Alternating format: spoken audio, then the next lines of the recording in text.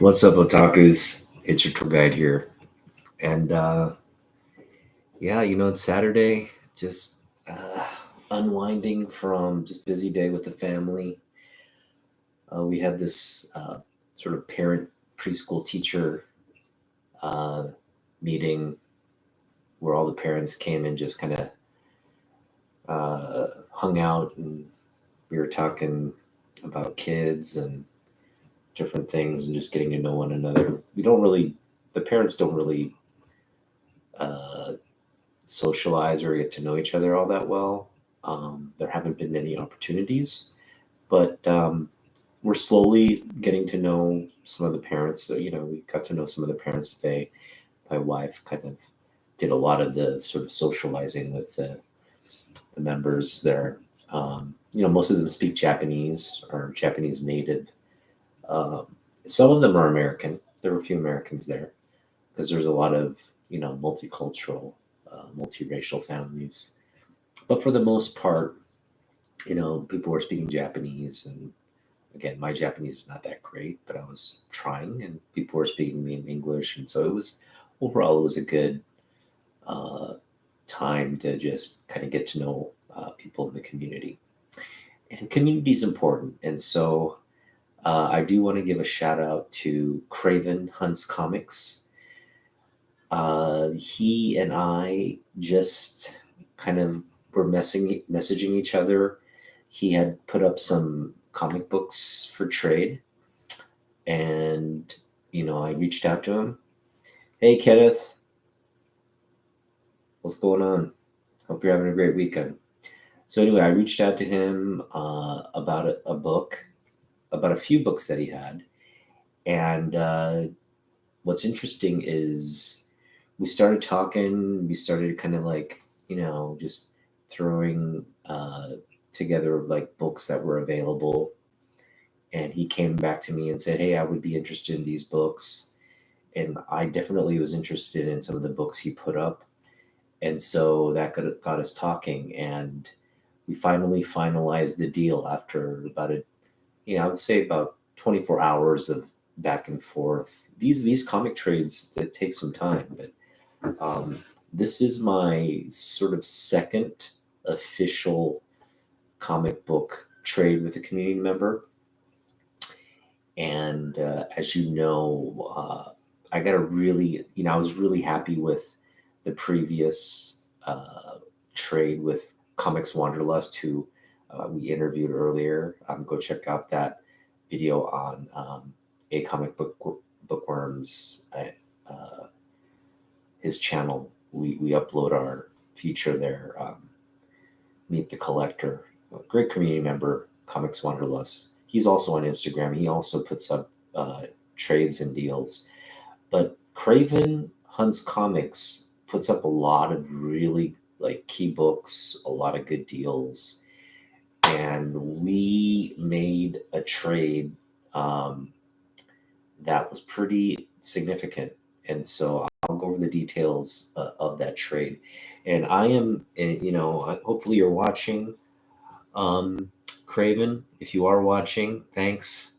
Shout out to you. And again, thanks for making this deal. I think, you know, um, we both kind of get what we want. And there's a lot of value there on both sides. So I feel like it's a pretty fair trade. And I pose the question to the people watching the video, the people, you know, um, who enjoy my content, to comment on your thoughts on this trade as we go over what books I'm sending and what books I'm getting in return. And, just chime in on who you think got the better deal, or what the bigger books are, or what the thing, just your thoughts on the trade. Because trades are very subjective. Everybody's going to have a different opinion on what is valuable and what isn't. But in terms of, for me personally, the books I'm giving up, they're great books. Don't get me wrong, but they were books I was looking to sell or trade or move anyway. So these are books that I had designated. Now, I will admit, if I probably did this trade next year, I probably would have gotten a lot more value for these books a year from today, to be honest, because all of these books have yet to peak. These are books that, there's probably going to be, again, we'll get into it. There's going to be, movies and content coming out um, down the road that are going to make these books potentially really, really high end books. It's just, I'd rather get the book, and to be honest, like most of the books I'm getting have already kind of peaked or don't have really much leg room for more growth, because they're, a lot of them are 90s books. They're mass produced. And so, I mean, what I'm trading are mostly modern books as well, but I think there's a few, the ones I have, one of them is kind of a lower print 90s book. So anyway, we'll get into the details of the trade, and then you guys can determine, what who got the better deal, or if it's. I think it's fairly even, but actually, I think I am giving a little bit more value in terms of like, um, the ones books that I'm giving up are really big modern key first appearances.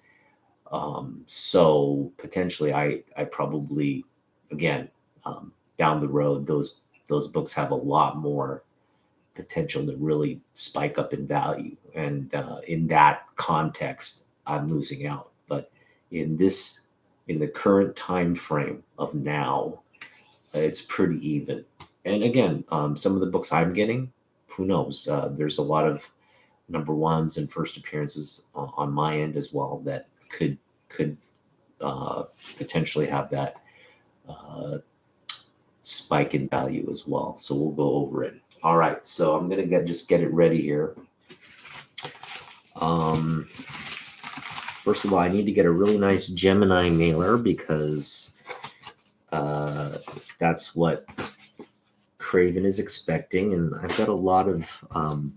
I could just kind of secure it in cardboard.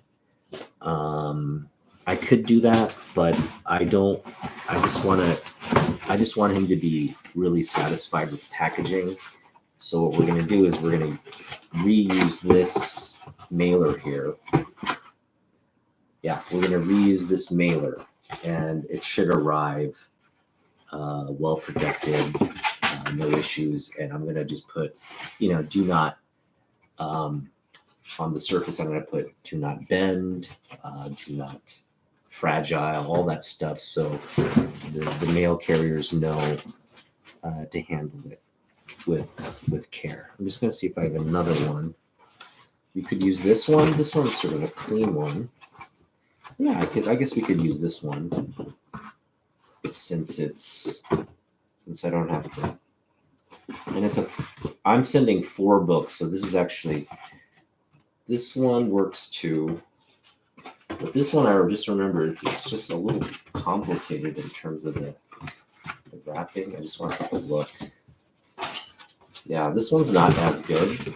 I'm going to send it in this one. So this one is much better this is a good mailer, especially for like a 4-book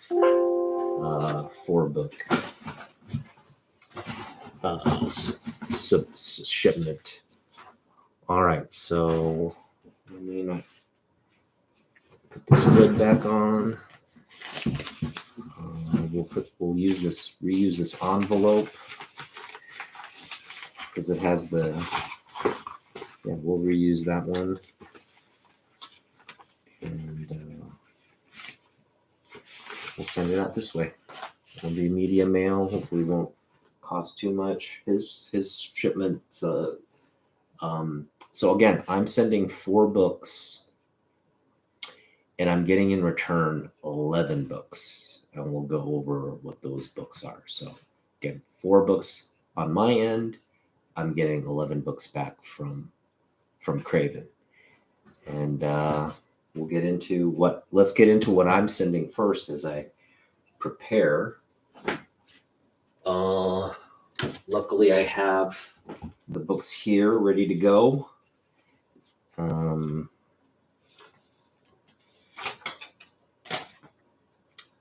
So the first book we're sending to him is Spider-Gwen #1. Okay. And this one's high grade.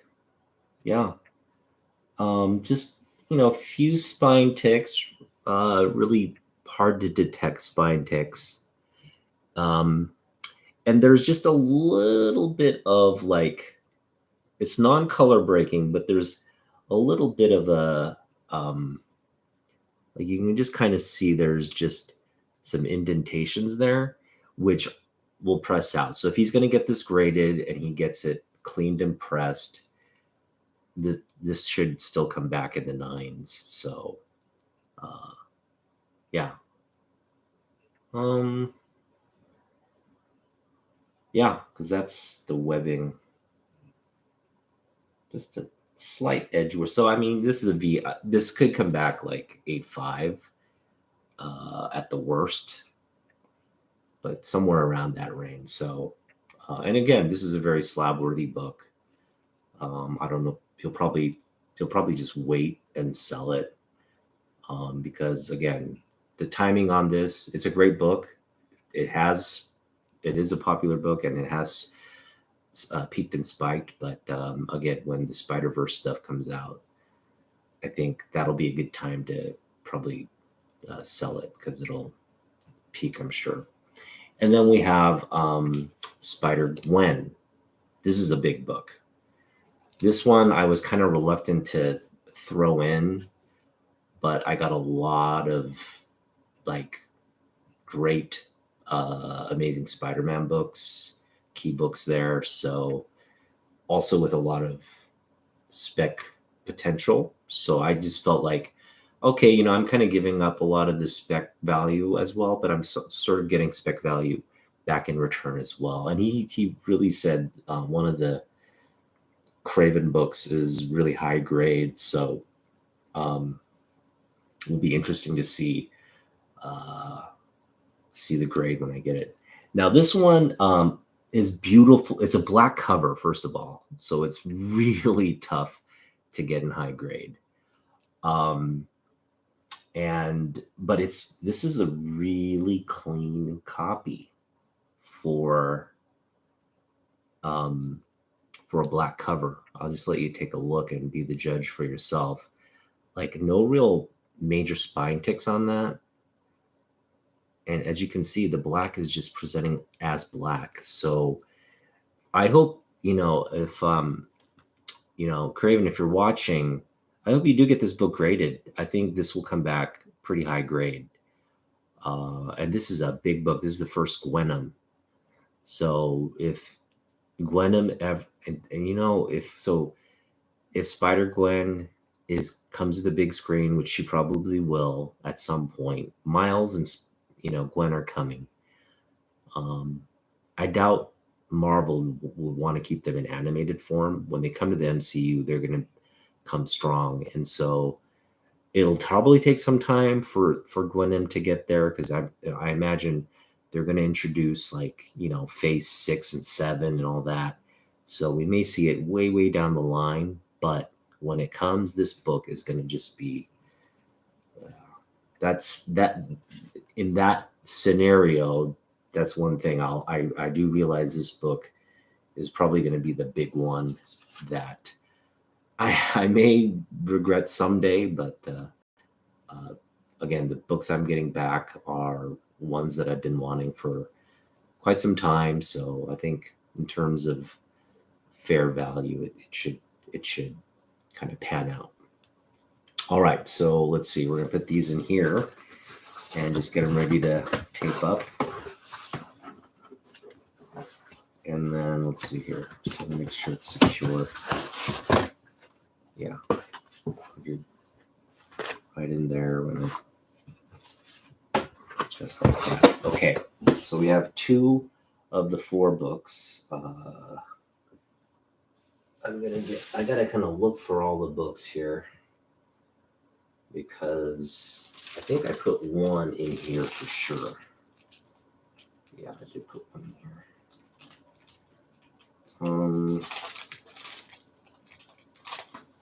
That's not it. Oh, it's in this one. It's in this one. This next book will also peak probably in 2024. It'll peak in 2024 for sure. It's had some delays.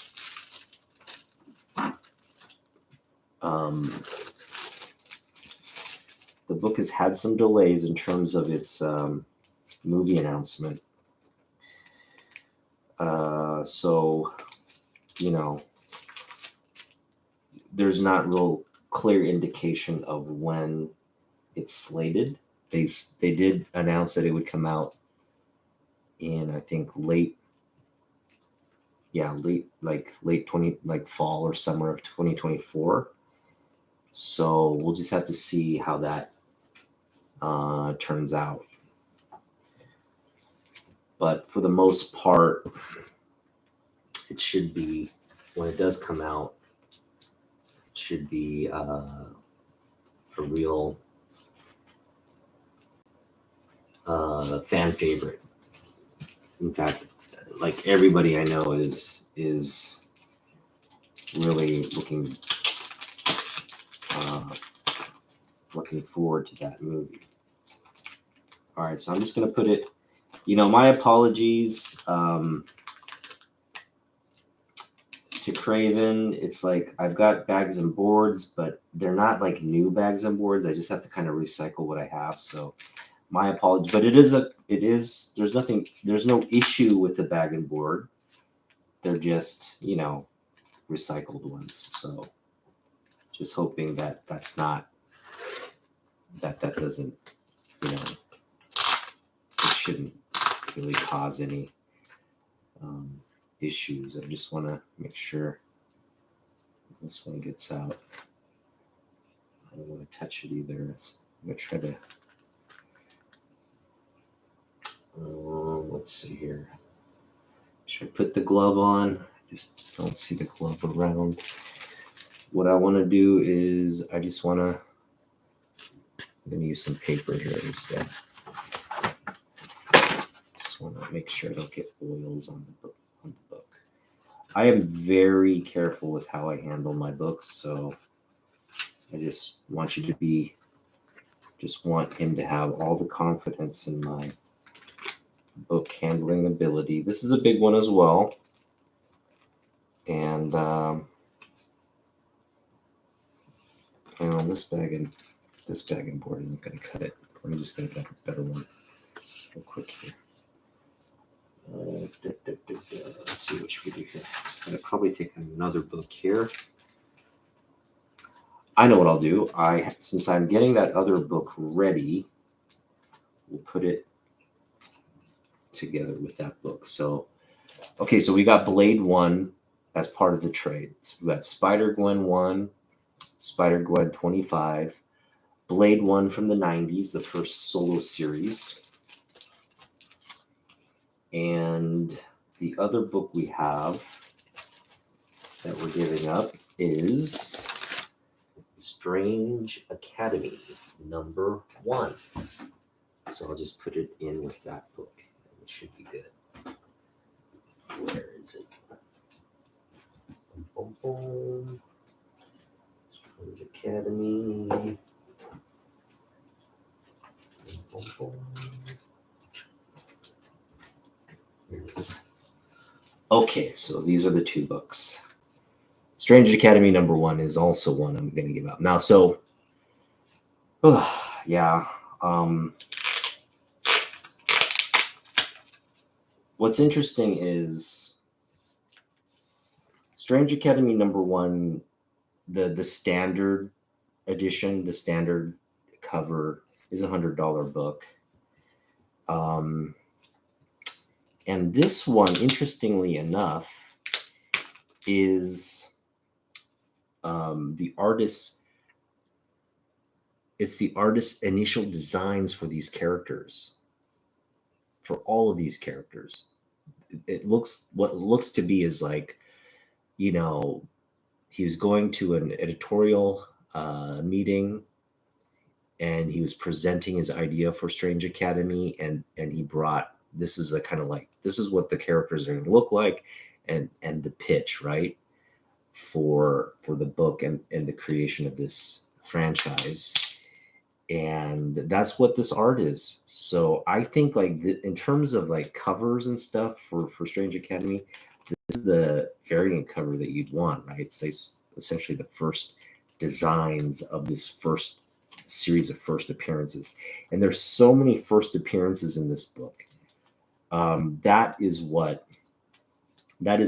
is one of the books, again, that I think will have a lot of leg room to grow. And again, it's already considered like a modern key. So this one is definitely one that I think I will definitely have higher value. Again, maybe a year from now, maybe 5 years from now, but when the day comes when Strange Academy makes its, Netflix debut or Disney Plus debut or whatever, because I think it'll probably debut as a Disney Plus show first, and then transition into the movies. Who knows? Much like She-Hulk or something, similar. But it's a big one, and so just want to make sure I handle this without putting fingerprints on there. All right, so careful with the tape. You don't want to get the tape on there.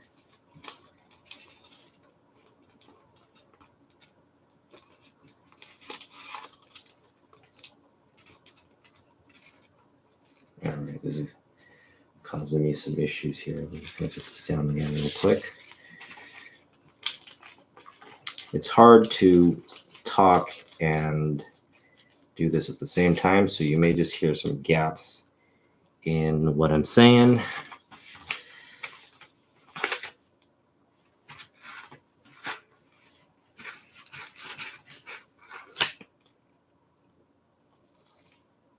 There we go. There we go. All right, so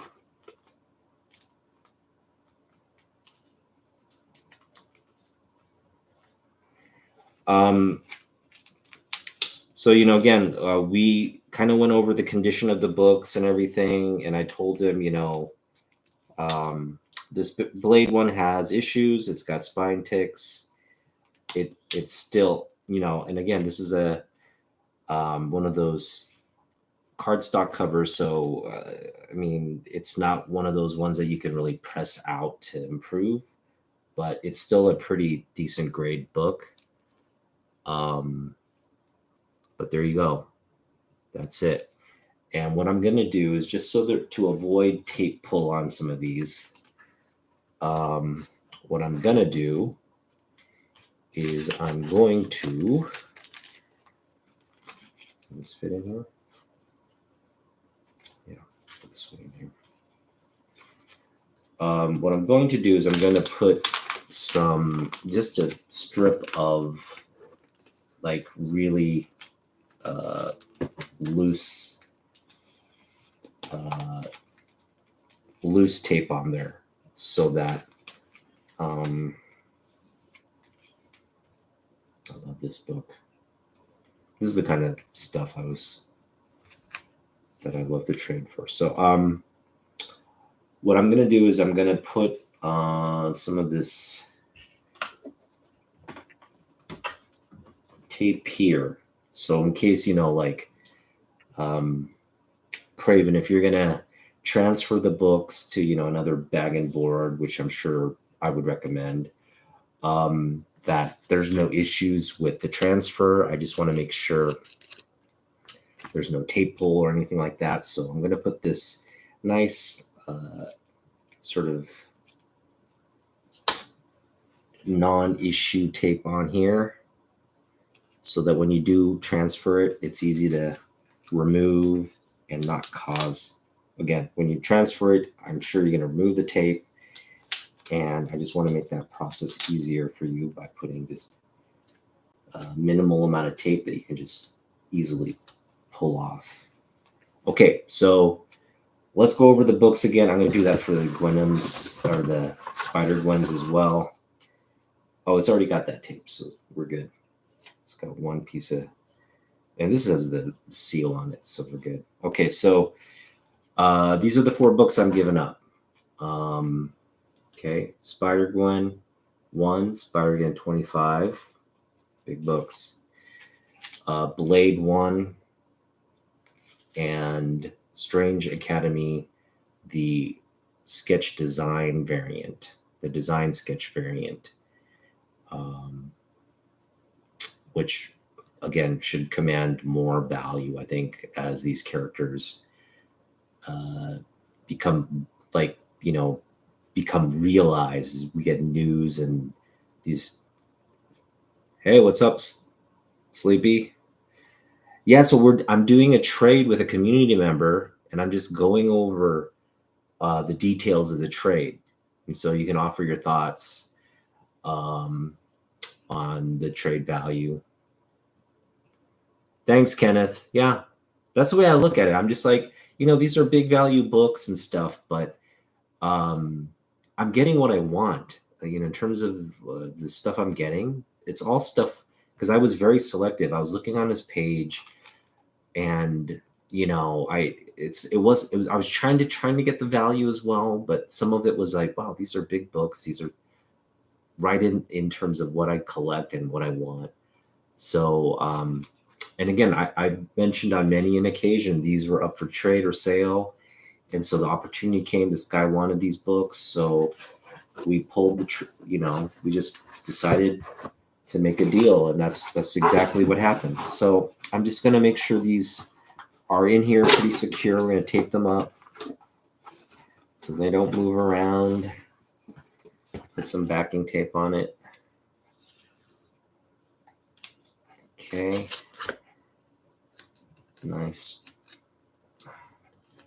straight strips here. There we go.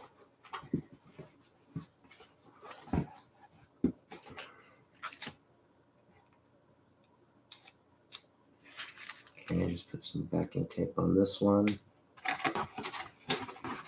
It's sticking right there. There we go.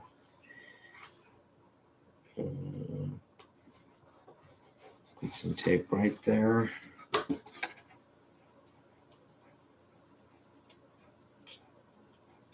So yeah, this trade is, let's go over the books I'm getting now. So as I wish I had like photos. I guess I could, I can get on my phone and just show you through the phone what I'm getting.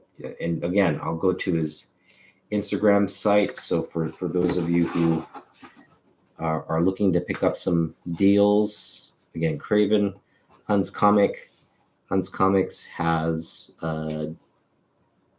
some good value books there. You can tell he's a collector, and he's just selling and trading to upgrade his collections, which is kudos to him. I think there's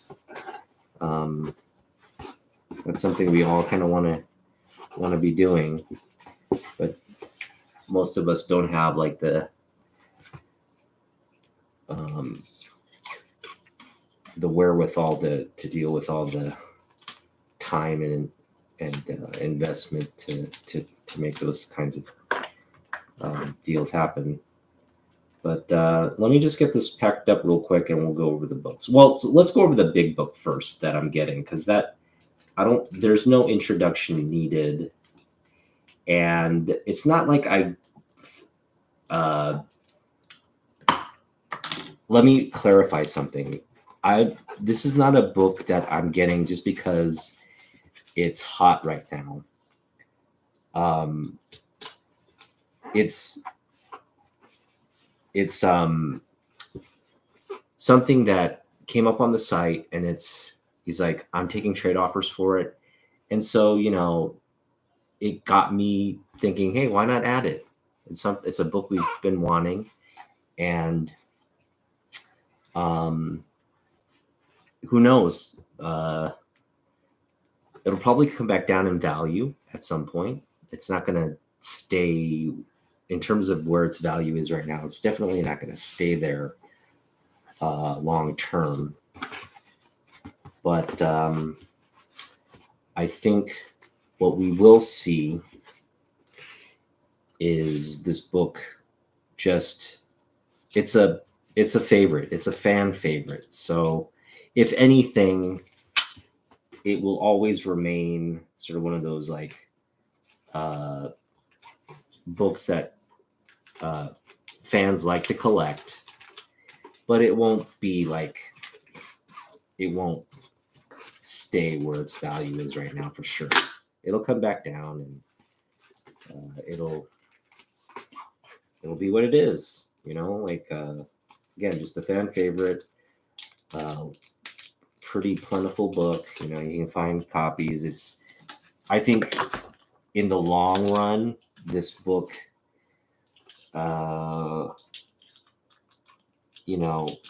will be about, I think its long-term value will be just slightly under like $100. That's just my opinion.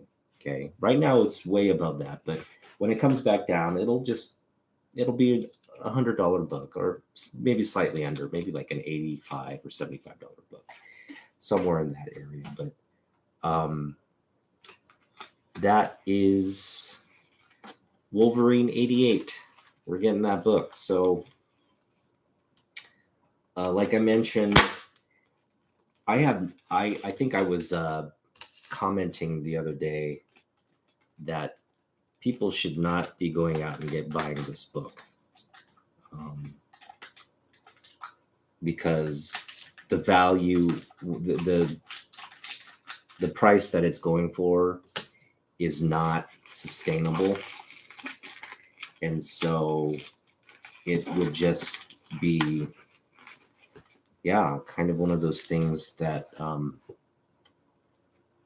did we run out of tape here? I think we did. That's interesting. One of those things that I'll have to get more tape. One of those things that it's where FOMO is really kicking in, right? Like if you objectively look at the book,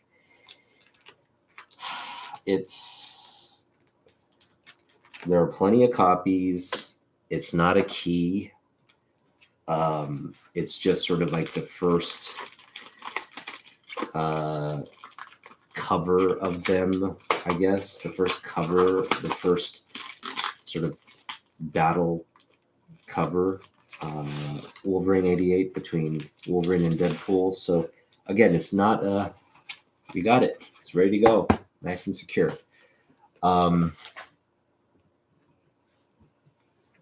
So Wolverine 88 is so I'm getting 11 books. So I just covered the 4 books I'm sending out. Hey, Comic Mag Musings, what's up? Just going over a trade with a community member. I am shipping out 4 books. I'm getting 11 books back. The 4 books I'm sending out are Strange Academy 1, the design sketch variant, Spider-Gwen 1, Spider-Gwen 25, and Blade, the 90s first solo series, number 1. Okay. You add all those books up, it's about, I'd say it's about $200, close to $300 in value, I guess. You could make an argument. Not quite 300, close to $300 in value. And let me go over the books I'm getting from Craven Hunts Comics. Okay, these are the books I'm getting. First off,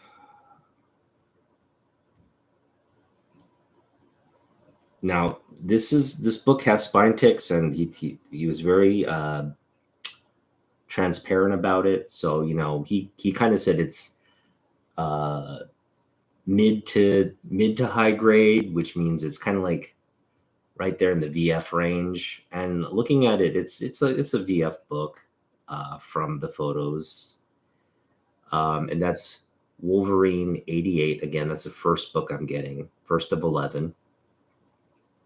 It's a newsstand copy though, so that's what I wouldn't be interested in getting this book as a direct copy edition, but as a newsstand. Again, the newsstand right now is peak to 200 for the book. It's going for more in terms of like high grade copies and graded copies. Who knows? We may submit this. I think this would come back in like an 8. So I don't know if it's worth grading at that point. But it's a great cover, and it's a book we've always been meaning to add. Like I've been wanting to add it even before the Deadpool news broke. It's just a book we've been wanting to add, but it's not like one of those like high priority ad books or anything like that. It's not like it's my favorite book or cover, but I was kind of just like, oh, now that Shoutout, I kind of had my eye on it for hoping it would come back down and finding maybe a good time to, if we could find a decent graded copy for, like way cheaper, we could maybe do it. But luckily he this was like, he put this up for an offer. I went in, we started talking, we threw in some more books, and we got a deal going. So that's what happened. So this is the first book that we're getting. Newsstand copy, Wolverine 88, probably like a VF minus grade, somewhere in like 8.0, 8.0 range. Okay. I'm hoping it's like in the 8.5 range, but we'll have to see what it gets here. All right, so that's the first. This is the other. So this is the kicker that Wolverine 27. Okay, y'all know I have a copy of this. All right, so I'm just getting another copy. Now the copy I have is a solid 8.5. Okay, in terms of grade. There are a few spine ticks, and I've always, again, I purposely didn't send that book in to CGC for 2 reasons. One is we're hoping to get a higher grade book. Okay. And the other reason is I may go to San Diego Comic-Con next year. We'll have to see in terms of budget and everything, schedule, but I'm hoping to go. And if I do go, I'm going to take with me 3, several books, whatever tier they have for signed books, whether it's 3 or 5. I'm going to take a few Jim Lee books with me to get those signed and graded there at the con. So I'm hoping Jim comes to Emerald City as well. If he does, then that saves me a trip out to San Diego. But something tells me he's not going to be at Emerald City next year. So if I want to go get these books signed, we're going to have to go to San Diego. But this is a newsstand copy again, Wolverine 27. And according to Craven, it's a really clean copy. Like he says, there are just a few minor issues here in the corner. In fact, he sent a photo. Like right there. And it looks really clean. I mean, okay, so like There's a one like spine tick there. That's the issue. But if that's really the only thing wrong with this book, then again, this would be in the nines in terms of grade. And I just think this is a book we'd want to get um, signed by Jim and then submitted to CGC. So the hope is to slab this one, and it looks like a very high grade newsstand copy of a book I love. This is probably one of my favorite books by Jim. Not the most favorite, but one of them. Probably the top three in terms of Jim Lee books, and definitely one of his best covers. Like, just subjectively, if like you just tossed out a bunch of covers, I think a lot of people would land on this one in terms of like being one of his best. So again, getting this one as part of the trade. But again, there's a lot of copies of this. I know, it's not a book that's gonna like shoot up in value or anything. I just want to get a high grade copy so that I can get signed and graded and just have to display. That's it. It's not like I'm wanting this book to shoot up in value or anything like that. Jim is there most of I would say he's, because he lives in Southern California, Comic Mad Musings. So for him, it's just a dry, yeah. I'm really glad that, when we got this trade through, I was kind of really like looking forward to getting these books and getting everything together and being able to talk about it and stuff. Hey, Tylox, what's up? Tylox, so I again, we're going over a trade I'm doing with a community member. I'm sending out 4 books. I'm getting 11 back. We're just kind of going over what I'm getting back. So I'm getting a newsstand copy of Wolverine 88, and I know it's going to seem like I'm, falling prey to FOMO or something, but I can assure you, this isn't what prompted the trade. It's like some of these other books, just a combination of books. But it is I think a nice book to have. It's definitely a cool cover. It's a cover that we'll probably see, just in the collecting realm. We'll see this cover as one of the, on live auctions and stuff. So it's always just kind of one of those relevant type books. But at Wolverine 88, and we're getting Wolverine 27, clean copy of Wolverine 27, which is the Jim Lee book. Okay.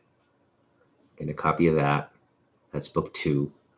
Book 3 is Wolverine 17, the John Byrne cover, also a newsstand. So all of these are newsstands. This is another book I've just been wanting, and it's not I can go pick this up for like, probably $10 in my local LCS. Not like a high grade copy, but like a decent copy, like a VF, copy for $10 or so. But it's not a high valued book, but to me, it's something I definitely want in the collection, and it's part of this trade. So happy to get that. What else are we getting? The others, I don't know if I'll have a photo. I guess I could. Oh yeah, I do have photos. Okay, so the other book we're getting, this is another big one, is, let's see here. Let's just go to his page. Just gonna have to upload these from his page. So here's that Wolverine newsstand again that we're getting. Okay. And now a lot of the books I wanted from his site have been sold. So it was kind of frustrating to like, hey, is this book available? He's like, no, it's sold. Is this book available? No, it's sold. So like all the like really key good stuff was just gone. But this one was available, and I thought, yeah, why not? So this is Amazing Spider-Man 294. It's a Death of Craven. That's a good question. So I'm trading Blade #1. I'm trading, which is the 90s, first solo. I'm trading Strange Academy #1, the design sketch variant. I'm also trading Spider Gwen #1 and Spider Gwen #25, which is the first appearance of Gwenom. So all big books. Those are all 4 big books. I'm getting 11 books back. So I'm just going over the books I'm getting back. And you guys can decide if, who got the better. I think when you do a 4 to 11 book trade, you think, okay, 4 big books for 11 sort of like, just decent key books. Because these are 4, what I'm sending are like 4, major first appearance type books, first in story, first in, appearance type books. And I knew that going into this trade. The 2 books I previously mentioned, again, they're not first appearances, they're not keys. I guess you could say first Deadpool Wolverine fight cover, if that's a thing. But it's not like their first meeting. They've met before. And the Wolverine 27, that's just a cover buy. That's just a cover key. It's one of Jim Lee's covers. This, though, is a key book. This is The Death of Craven, ASM 294, Death of Craven. And Craven assured me that this is a high-grade 9.8 candidate copy. So, and it's a newsstand. So this is something, if it's really that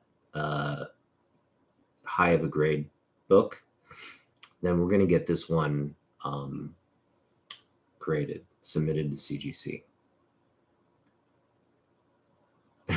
That's a good point, Sleepy. I know for you, it's like, just having that tactile engagement with the books is important for you. So that's a little different from how I approach it. I do try to keep, I'm more, these things need to just be on a wall somewhere and just admired visually. You don't necessarily have to flip through the book to enjoy them, but just, admiring the cover aspect of it and just reading stuff online. That's the way I kind of approach things. But yeah, to each his own. And again, for me, it's about the collectability of these things. Nothing I really want to buy is like, like a Silver Age key or anything like that. It's just a lot of it is the stuff I grew up enjoying, like Wolverine. Like, there's a lot of Wolverine, a lot of Black Suit Spider-Man here. So the next book, so that was book 3. Book 4 is another key book, is Amazing Spider-Man 257. Okay, Amazing Spider-Man 257. He said this one's, like VF copy. And this one here is the first appearance of Ned Leeds as Hobgoblin. So this is one of those books that has value, will probably spike when, that next Spider-Man Ned Leeds Hobgoblin movie comes out. And then it'll probably spike back down and just be a regular kind of moderate book.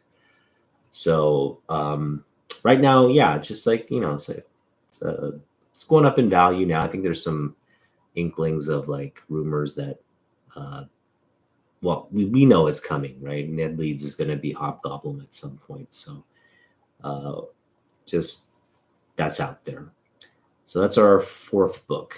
Okay. And so, man, 11 books. You just think we'd zip through these, but I have to actually find them on his page here.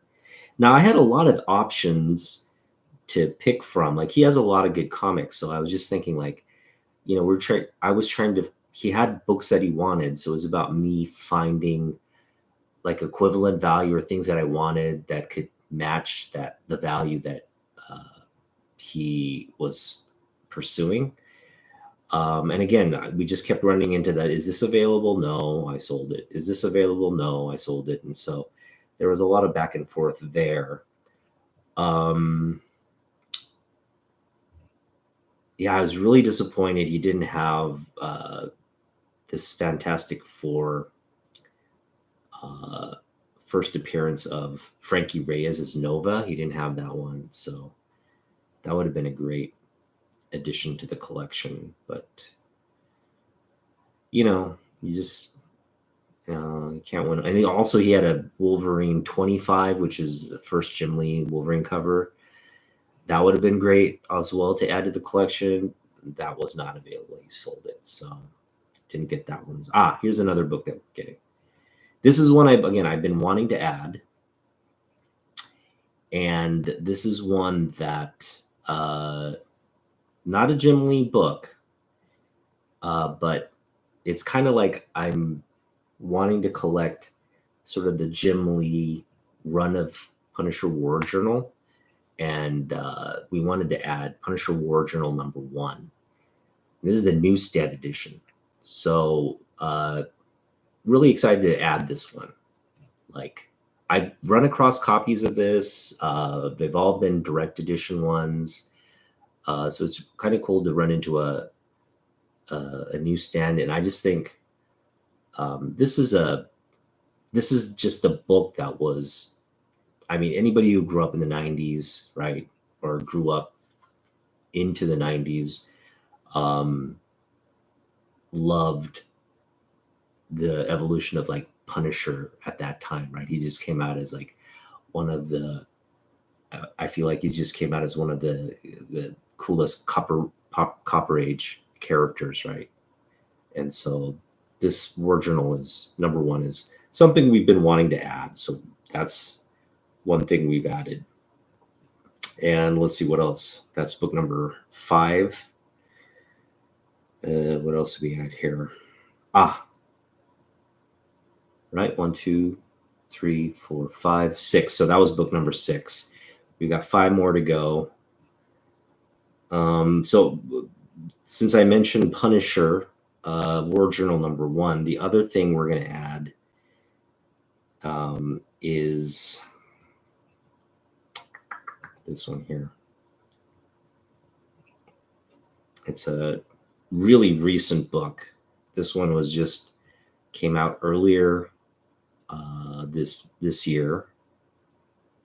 I should just go to the sorry it's taken so long. I just have to literally scroll through his entire Instagram feed to find these books. Punisher, where are you? So it's Punisher #1, volume 17, is it? It's either volume 17 or 18. It's one of those two.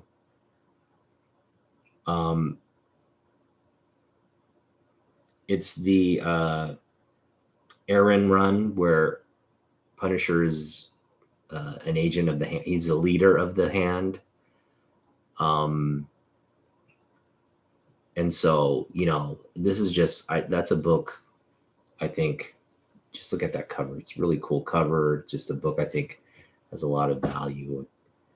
I've been hearing a lot of good things about this run. So it's ongoing. The Tylox, I think you've mentioned and touched on this book as well. You really like it, right?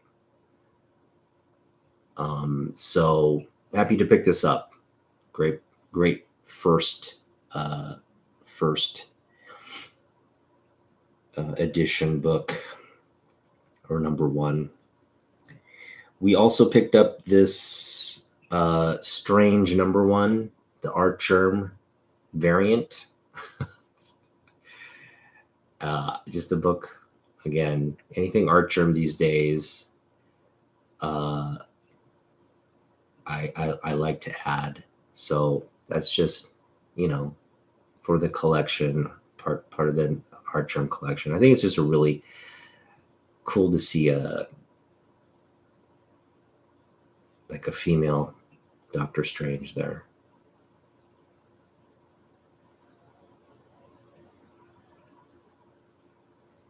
Yeah, but didn't they change the logo with the explanation that like they went back to it, right? They went back to the skull logo. Like it's because it, and they explained, they had reasoning for it, why it was different, because they wanted to show his transition into being a more sort of a more evil character. Not that he's evil. He's one of those, just those anti-hero type characters, but now that he's just full on evil, but we don't know how it's going to end, right? He probably redeems himself at the very end. So yeah, they just changed it for the story. So okay, so this other one is, now this is an interesting one. I like, as you know, I collect Boba Fett, so I added this one. It's the War of Bounty Hunters Alpha. This is the first in sort of the War of the Bounty Hunter series, and this one touches upon Boba Fett trying to get, the carbonated, or not carbonated, what is it? Carbon frozen Han Solo to Jabba the Hutt, right? And so this book touches upon that story. I just thought that was really cool. As a Star Wars fan, that, and again, that potentially people want to see that, right? People want to read about that. People want to see, hey, there's this little time frame in between Empire and Return of the Jedi. What the heck? How did Lando? How they come up with that scheme, or the plan? What was the planning around it? And I'm sure there were some adventures there for Boba, and that's what this one addresses. So just thought that would be a cool book to add to the collection. Again, it's a great cover. It's like, Boba Fett kind of, he's like in the background, he's protecting the carbon. What's the word? Is it carbon frozen? Carbon. There's a word, right? Carbonated Han Solo. Yeah, carbonite. He's frozen in carbonite. So the carbonated Han Solo there in the background. Just a great cover. All right, so how many books is that? We went over 1, 2, 3. I got 2 more books, huh? 2 more books to share, and then that's the trade. 11 books. So we got, what are the other 2 books? Yeah, I know what they are. The next book we got, and this is, again, there's no value to this book. I mean, there may be value at some point. So a lot of this is, some of it is speculation on my part. But this next book is, again, a free comic book day book. So it's not ever going to have real high value other than some spec related spikes. Hopefully this becomes a book that people want to add to their collection and has some long-term legs, but this will most end up being like on the top 10 list at best when the news breaks, and then just fade away. So again, this wasn't one of the books that really drove me to pursuing this trade, but I just thought, okay, I have to pick out, if I want this trade to happen, I have to pick out some books. And I landed on this one because out of all the stuff that was available, I thought this was just a cool thing to add, and that's Secret Wars 0. So it's a free comic book day preview of Secret Wars 0. It's a great Alex Ross cover, and thought that would be just cool to add to. Yes, carbonite. Thanks, Alex. I kept saying like carbonated, but it's carbonite. And let's see here. Last book. I got to kind of look at the list again. I just forget what I'm getting here. It's been so much back and forth. Here we go. The last book I'm getting is that it? Yeah, this is the last book.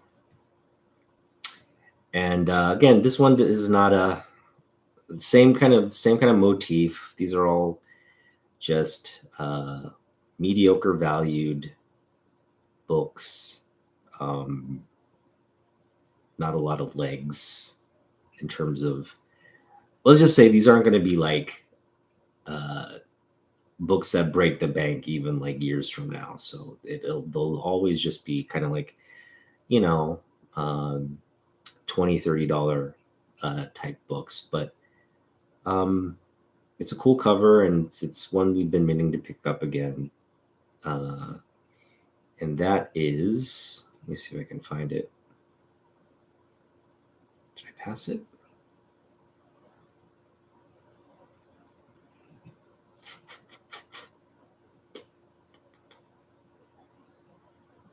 Where is it here?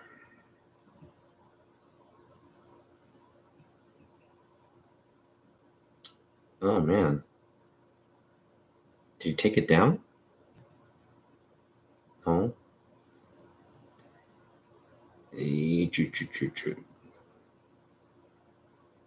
Where is it? Anyway, it's Spider-Man 323, which is a Todd McFarlane book. And it's a great cover with Spider-Man and Captain America there on the cover. So I don't see it on his page anywhere anymore. Maybe for whatever reasons, it's not on his Instagram page anymore. That's interesting. But yeah, that's the other book. So it's a pretty, I don't even know what its value is, to be honest. I don't think it's a key book. It's just a Todd McFarlane. Oh, actually, it is a key book. Let me just look. I can just look it up on Key Collector here.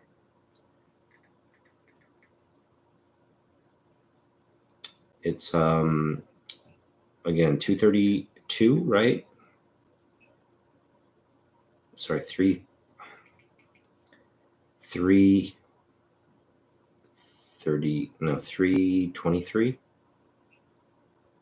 That's it, 323. This is the cover. So we got a newsstand edition of this one as well. Yeah, that we're adding.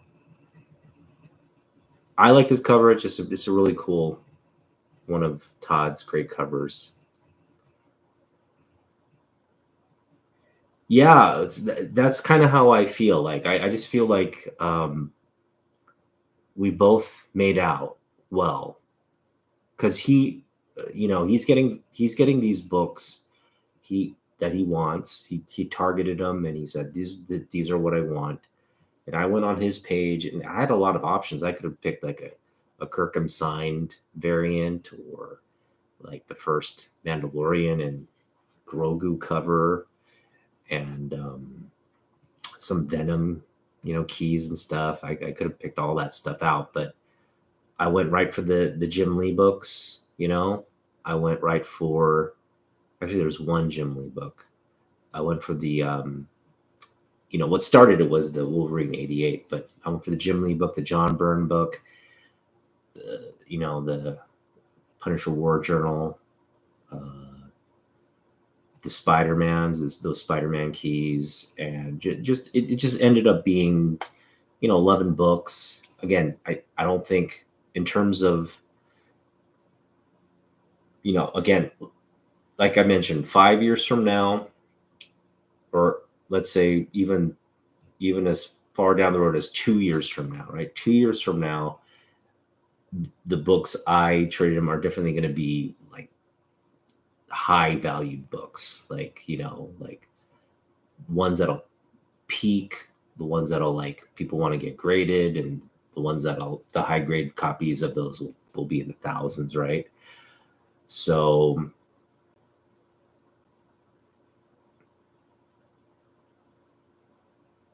that's great, Tylox. We should do a deal, dude. Tylox, you want to do some trades? I know you like Spider-Man, but I'm kind of there with you in terms of Spider-Man. But I have some Spider-Man stuff that I'd be willing to part with. Original collection stuff too. Like that says a lot for me. If it's original collection stuff that I would trade, I'd do it with you if they're books that you want. But again, there's nothing high valued from my original collection, just so that it's just sentimental favorites for me. Yeah, I will do the same. We'll just stay in contact. But that's it. So I'm getting, again, 4 books. I'm sending out. I just packaged them up. I just need to put this address on here, tape it up, and send it out. And it'll go out via USPS. It's packaged really nice. I am also going to put it in this padded envelope as well, so it remains. Not that this. I mean, this is fine too, right?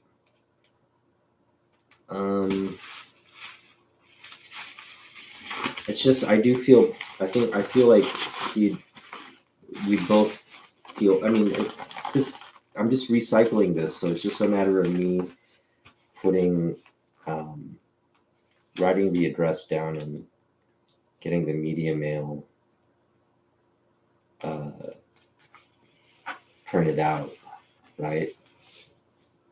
So yeah, I'll probably send it in this envelope. It has the do not bend and everything on here anyway, so I can just take advantage of that.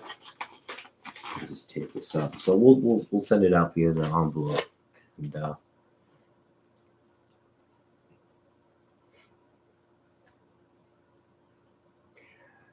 yeah. Can I ask Comic Mac Musings what? Well, first of all, what generation you are? Gen X, Gen Z, millennial? Where do you fall? And also, what do you collect then? Like the older books or the newer books? Yeah, the Max. I'm right there with you, Tylox. The Max was like, I have my copy of Max 1. It's not, again, it's not a high value book, but it's definitely for me nostalgic to that time.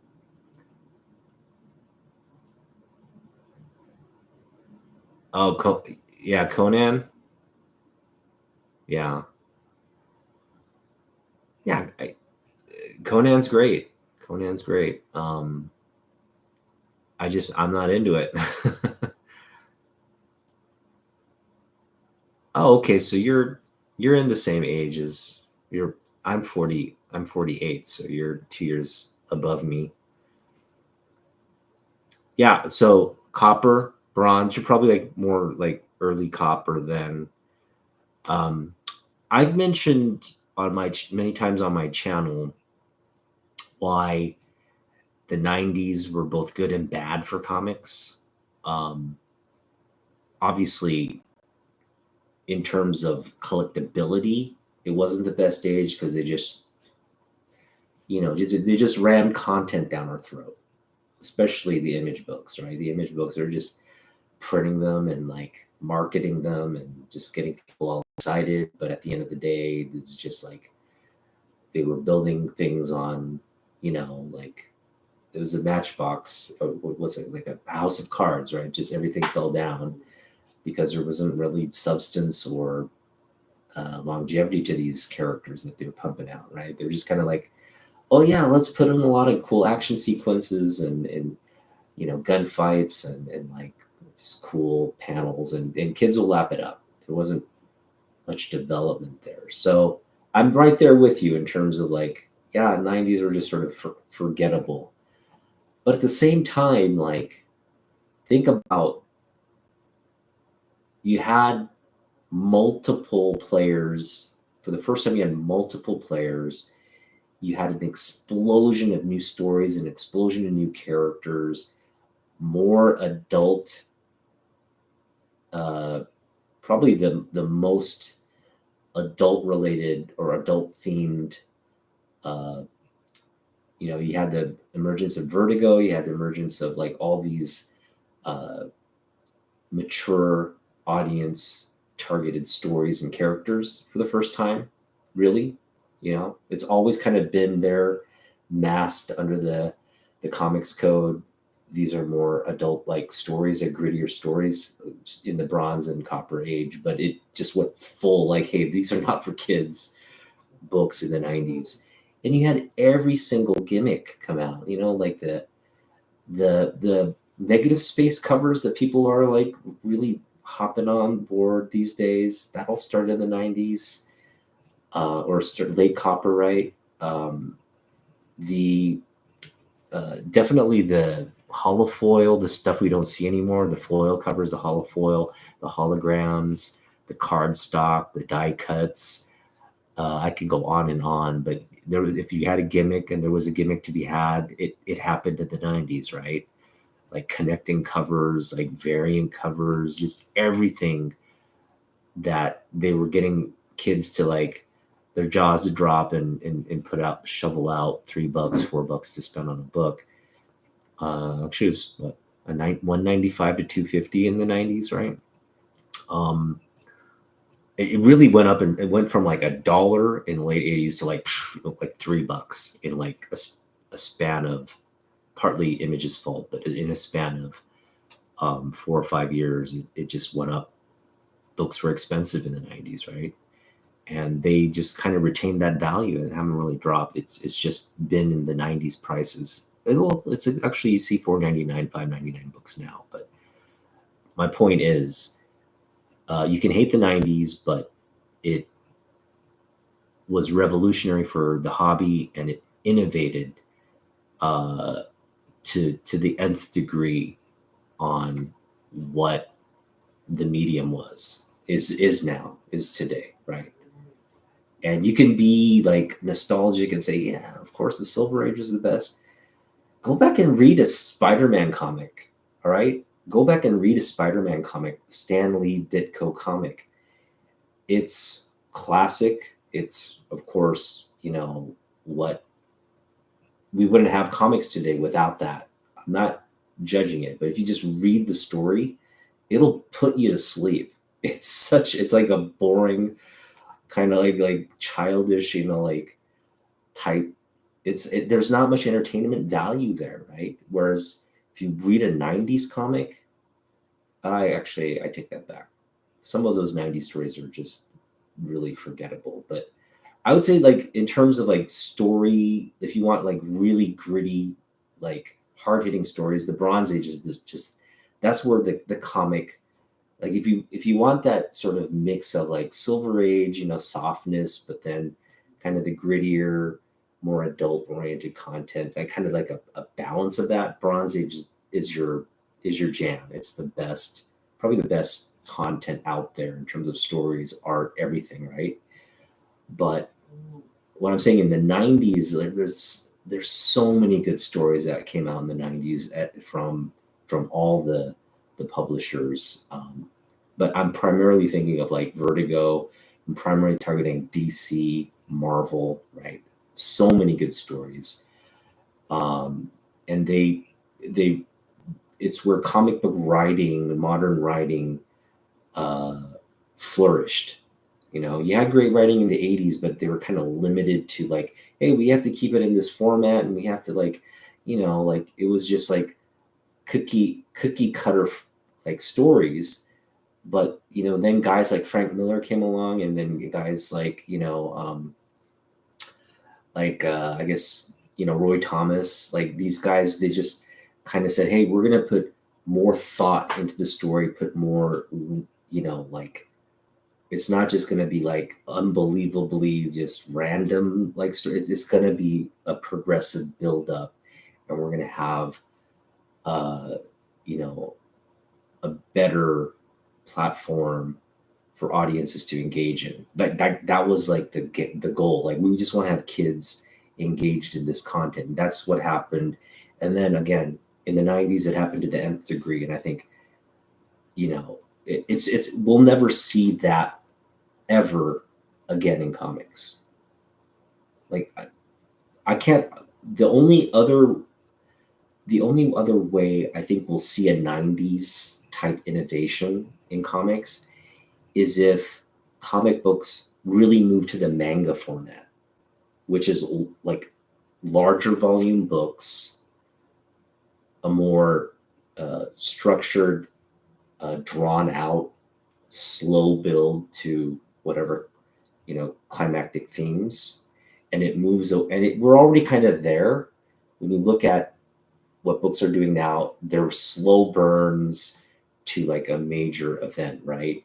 But the way manga does it is, uh, again, it's like a 28 volume or like 24 volume set of books. Everything. The story is going to end in the 24 volumes. And when you approach it that way, it's kind of like Netflix, right? How they do their series now. You just don't have this 2-hour movie. You have literally like uh, 24 hours worth of like a season worth of like a story content. That the build up is slow, and uh, the reward or that kind of moment in the series is really rewarding, right? So that hasn't happened in comics yet. I think we'll get there. We'll get to a more sort of manga style, but how are you going to price that? How are you like it's just such a big disruption to do it that way, like a cultural shift to change paneling and story writing and doing it in a new innovative way that way. I can't foresee it happening anytime soon because it's such a big haul. But that's the only other way I can see books today having that kind of impact in terms of innovation and what everything we're seeing today is what we saw in the 90s. There's nothing new in modern books that that wasn't ushered in the 90s. That's my point. So um, yeah, for me, I think if you want to collect uh, a period, night, there's nothing wrong with collecting the 90s because this is the point. Collecting the 90s isn't about uh, I mean, you can make it about that. There are gems, like rare gems in the 90s that you can like go after. My point is, if you grew up in the 90s, you read books in the 90s, you were a collector in the 90s, which I prescribe to. I obviously want Silver Age books. I want Bronze Age books. I want Copper Age books. That's where, in terms of value and in terms of where I think the progression of the hobby is, those books have way more value. Like the further you get out, the golden age, the further you get out, the more value, their intrinsic value you have in books, not just from a scarcity standpoint, just in terms of a cultural relevance standpoint.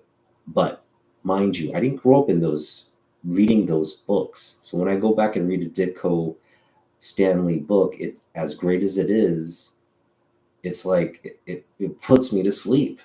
I'm just being honest. It's like, yeah, yawn, yawn. I mean, no, there are moments. Don't get me wrong. There are moments in the Silver Age, and of course,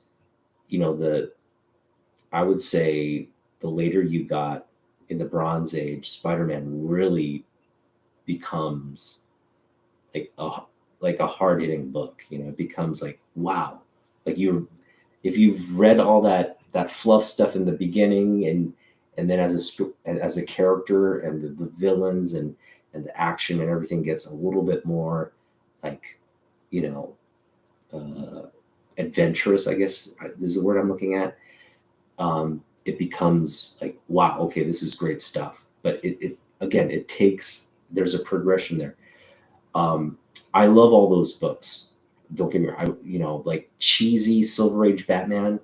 I was just talking to Naman Young about Action Comics 454. It's that cover where Superman's eating all the hamburgers, right?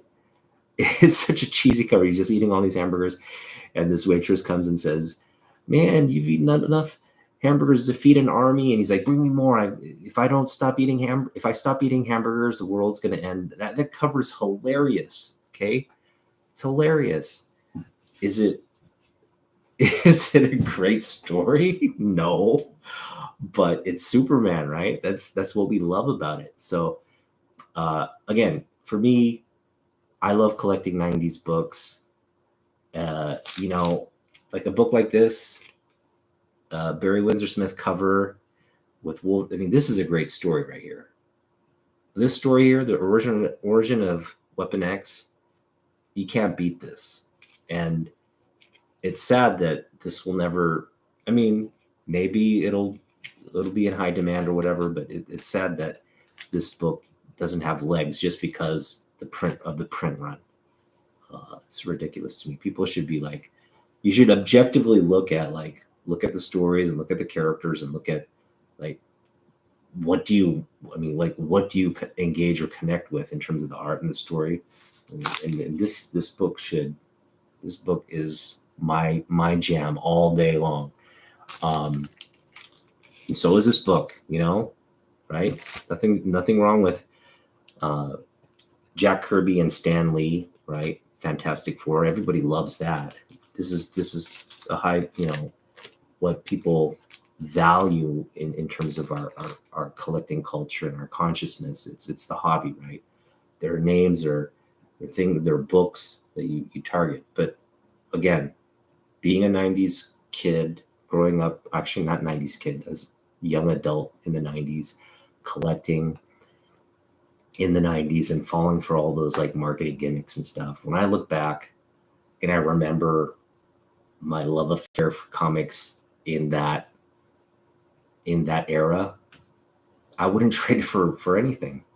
I wouldn't trade for anything. There were a lot of great books in the 90s, a lot of great books, late Copper, early 90s. I wouldn't go because I got out in 97. I got out of collecting in 97. So everything leading up to 97, I have a real solid, passion and connection with, Venom, Spawn,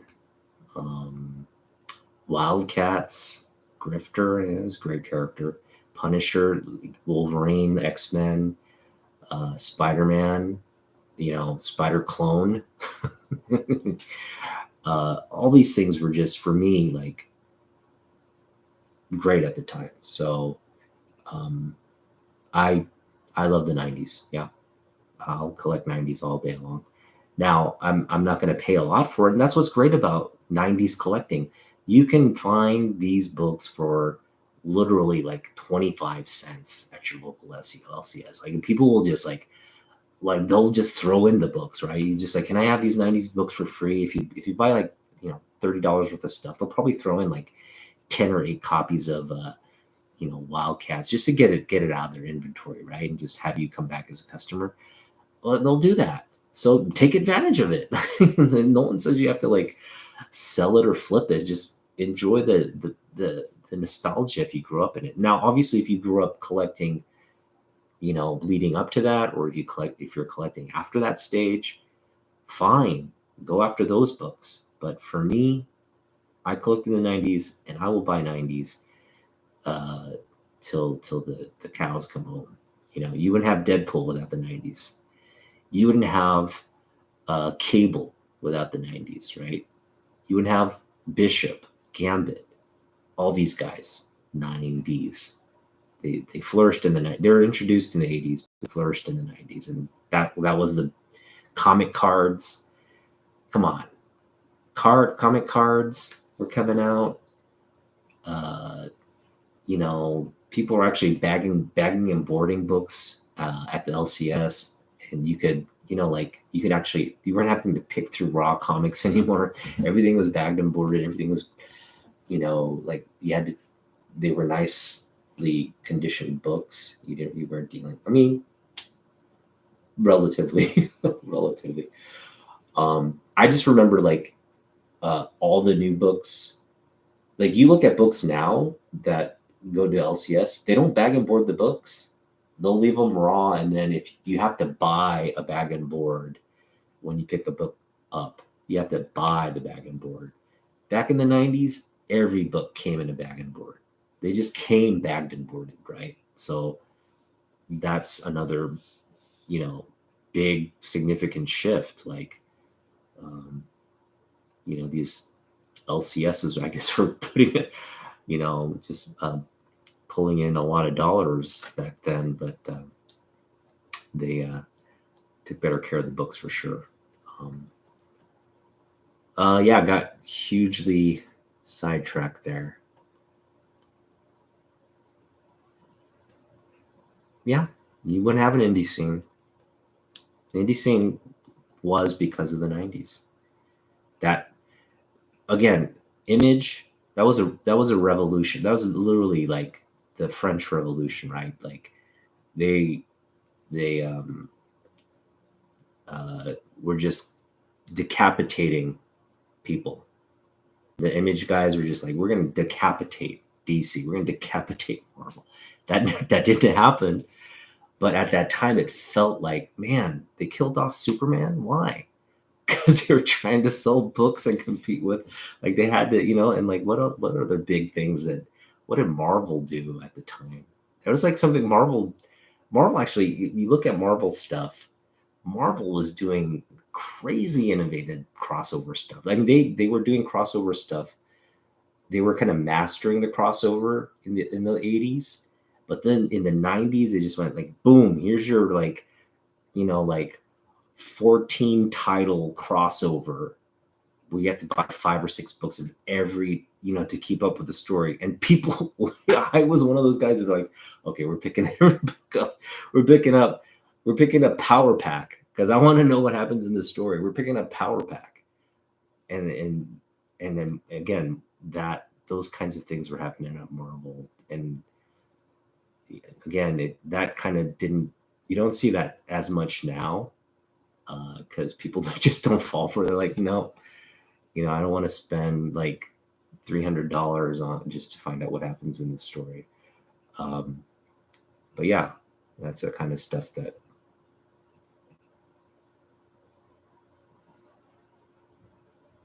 that's a real LCS.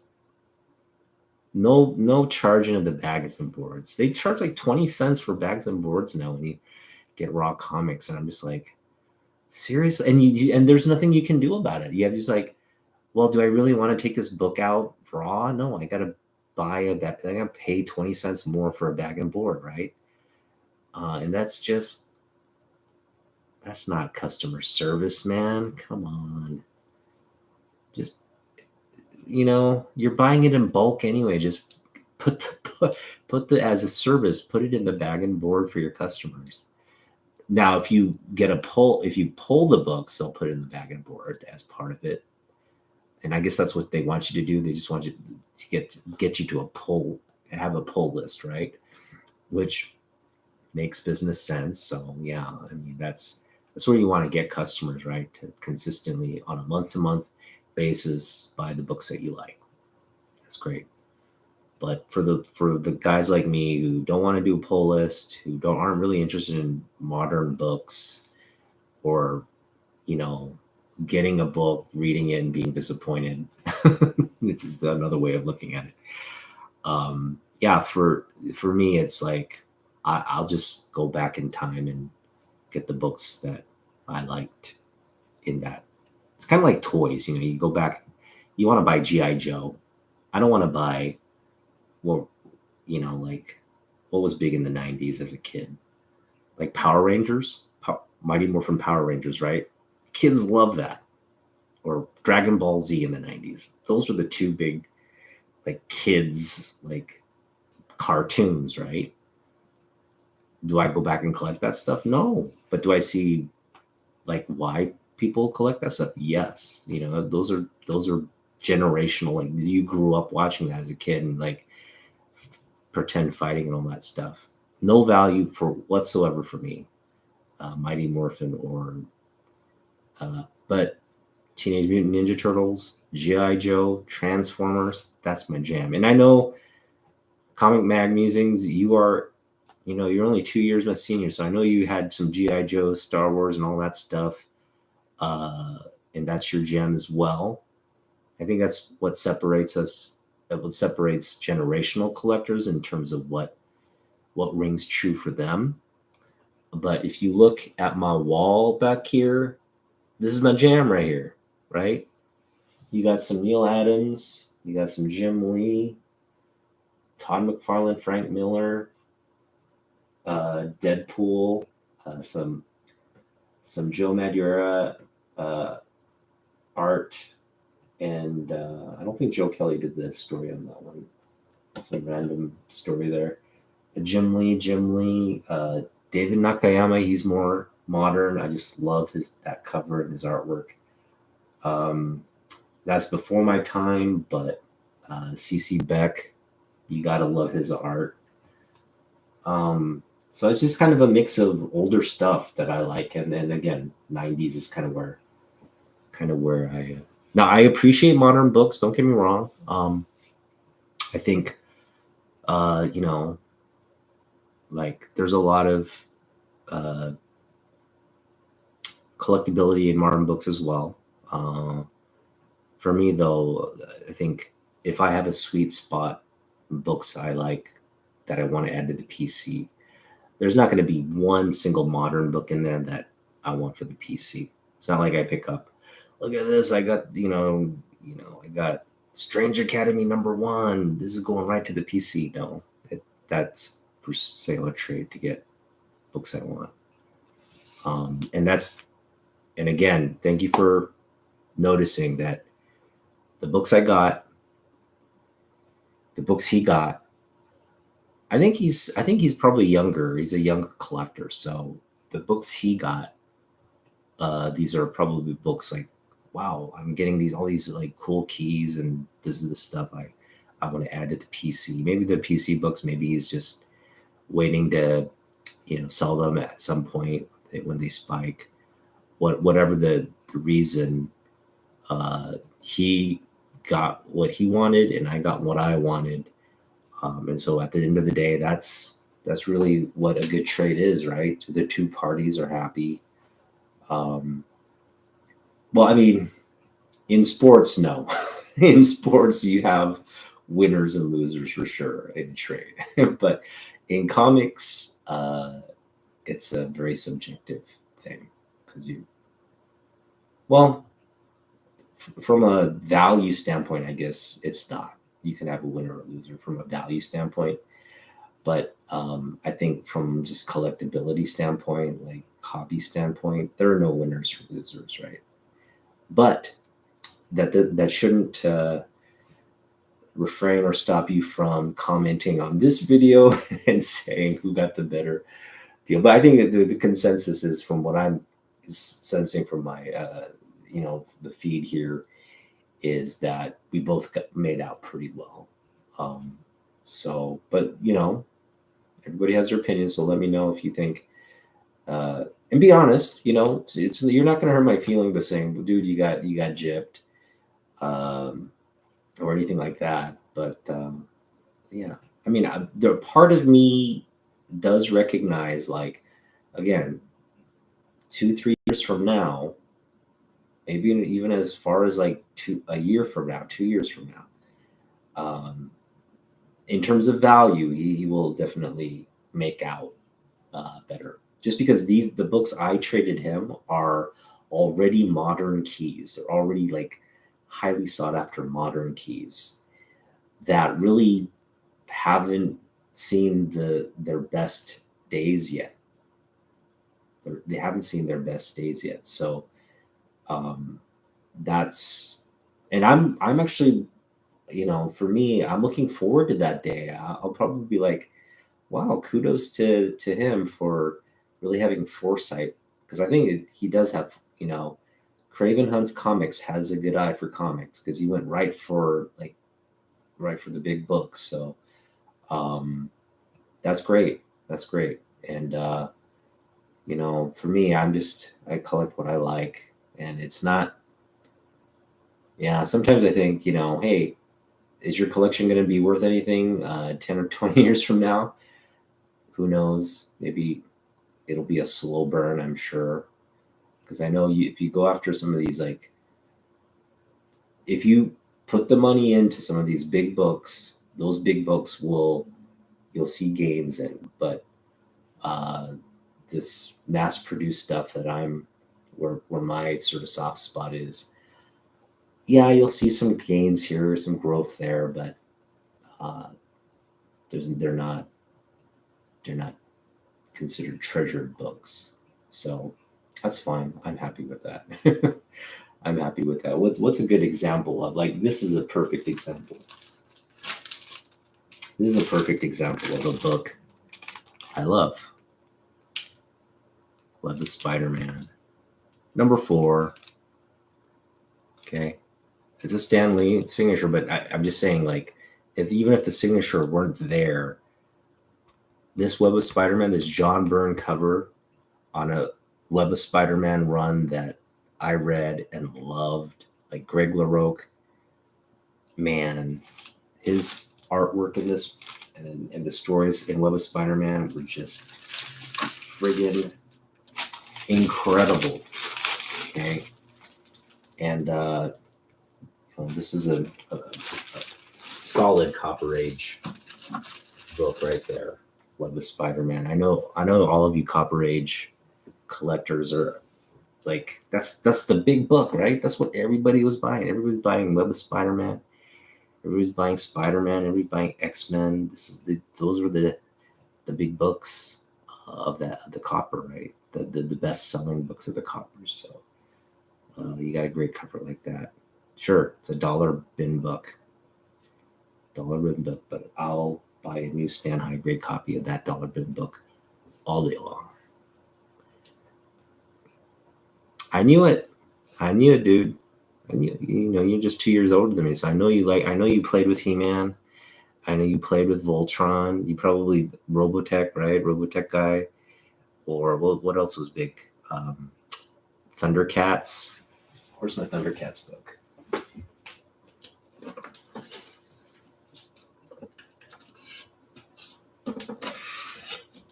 Right? This gives everybody a this gets everybody aroused. People in my generation, when you see this book, this Jim Lee Lionel cover, I know you're getting aroused right now. So this is a big book. I mean, this variant is like a $30-$40 book, but will it ever be like $100 book? Probably not. And should I have consolidated all these purchases to get like a, Fantastic Four number 25 or something? No, no interest in doing that. I will buy my Lionel covers all day long. Mask. I didn't play with Mask. I gotta say, if we're going like, 80s cartoon toys,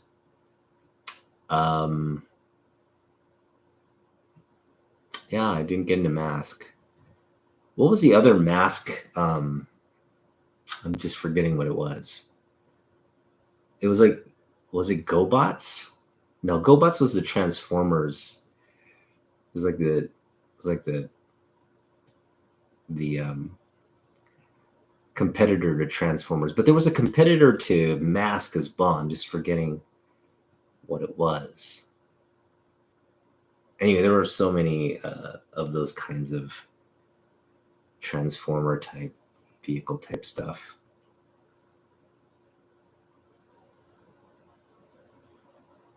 Centurions, yeah, that was pretty cool too. Tron, I was a big Tron fan. Like Tron came out with these like glow in the dark action figures. I don't know if you guys remember, right? This was Tron the movie had come out. It was just an amazing movie, right? And we were you could so first of all, Tron the movie is a classic. And when they redid Tron, man, I went and saw that in the theaters. Now, albeit uh it ended on kind of like a weird, like the story wasn't the story, it kind of built up. It had the first hour of that movie was just like a thrill ride, right? Because it's just building up. And then it kind of just got like the way it ended was just kind of like, oh, really? And then they never came out with a sequel, which I was disappointed. I didn't like think it was the best movie ever, but I got a lot of entertainment value out of it. But they didn't come back to make more of those Tron movies for some reason. And that's what I'm saying. Like it's like they kind of like crapped on the Tron generation with the way like people didn't go out and watch it. People didn't go out and watch Tron and support Tron, and like now Tron's like a dead thing at Disney. So that sucks. All right, Tylox, have a good night. Yeah, it's been fun. I just like this conversation that we're having. But yeah, I was a Tron kid, and so I love Tron. I got like all the read along books and stuff, and I got the action figures. They were really crappy action figures, but they had the disc on the back, the glow in the dark disc. Again, the figures were glow in the dark, but they were just like kind of like these, like cheaply made, not a lot of detail. They didn't even paint the characters. They were just sort of these solid colored like pieces of plastic, right? But I loved playing with Tron. That was like one of my like cool toys that I had. I had like Flynn and Tron, and it was cool. The Micronauts, yep, yep. I never had the Micronauts action figures, but I know what you're talking about. Yeah. Um, but like again, I like the you watch the the the toys that made us from on Netflix. You watch that docu series on the toys that made us, and they go over all those big toys like Transformers, GI Joes, He Man, but those toys literally made us. I mean that's where we're at. Like I love GI Joe comics. Um, right now I'm having my silent issue graded. I hope it comes back, high grade. But that's my favorite book ever. Uh, if you give me, like actually I shouldn't say favorite book ever.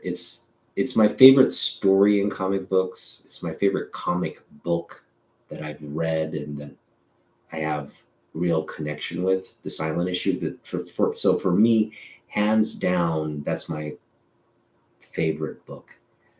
Um, but the book I want, like the Grail book that I want, is like Action Comics 1, right? That's the Grail book. There's so many Grails that would probably you could probably for me I would place above the silent issue. But in terms of sentimental favorites, in terms of like actually reading as a kid and being just amazed and reading over and over and over till the cover fell off was The Silent Issue. And still to this day, I haven't read a comic book that I can say without a doubt is better than that book. That's how just game over awesome that book is. Yep. Yep. The Toys That Made Us is a great show. Just so nostalgic, and I think that's part of why I collect comic books.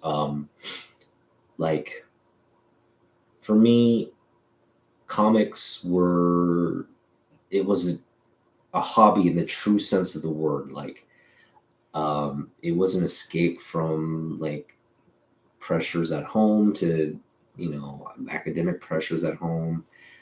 I didn't have like a lot of friends growing up, so being friends with Snake Eyes, being friends with Storm Shadow, being friends with all the characters you met in these books was like social. It was like a social experience. You just felt like you were going on their journeys, and that they were real, like people that you could connect with in life. Like, I had friends. Don't get me wrong, I had friends, but it's not like the stuff we did together. We were just playing Nintendo or like, like play games and stuff. They weren't like you don't have like deep conversations or things, like with your friends. It's kind of like when you read a story, though. It's like connection on a more, I guess, like thoughtful and adult level.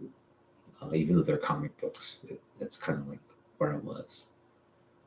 Larry Hama is one of my favorite creators of all time, and that's part of the reason, like these Wolverine books, like the why I want to get Wolverine 88. It's a great cover and all that, but it's a Larry Hama book, and if I ever meet the man, hopefully, he's at San Diego. That's another reason I'm considering going to San Diego, is because we don't know, like Larry's probably going to be there, right? It's a big event. He's probably going to be there signing, and I definitely just want to meet him, even if I don't get anything signed, just to go meet him and see him in action and just be like, dude, I took a photo of him from afar. I just saw him. If I could engage with him, have a conversation, or have him sign books, that would just be the cherry on top. But for me, it's just to like meet the guy, see him in action, and just be like, dude, I went to San Diego Comic-Con.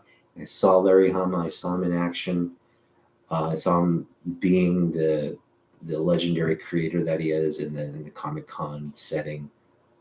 That just for me would just I can see that now on Instagram, and I enjoy that, but to have that a real live interaction with him would be amazing. So yeah, like Jim Lee, Larry Hama, Tom McFarlane, and all the big comic book big wigs are going to be there. That's another reason to go. Like just sit in on their panels, maybe even ask a question and kind of engage with that. That'd just be so cool. But the other big reason we want to go, and if we do go, we want to probably get like a multi-day pass or something. The other big thing is to pick up books. So it's going to require a little bit of saving on my part. I do need to come up with like a budget on what we want to spend. But if we do go, we're targeting older books. For me, I've kind of been on this kick of just like picking up like Silver Age, Modern Age, more of those books. I think obviously I can pick up all these like 90s, 80s Copper Age books relatively cheap. That's a great thing about collecting 90s. You don't have to spend a lot. I literally bought the whole Jim Lee series of Wildcats, like the first 19 issues. I think I spent like $5 on it, right? $5 for the first 19 issues of Wildcat. You can't beat that deal.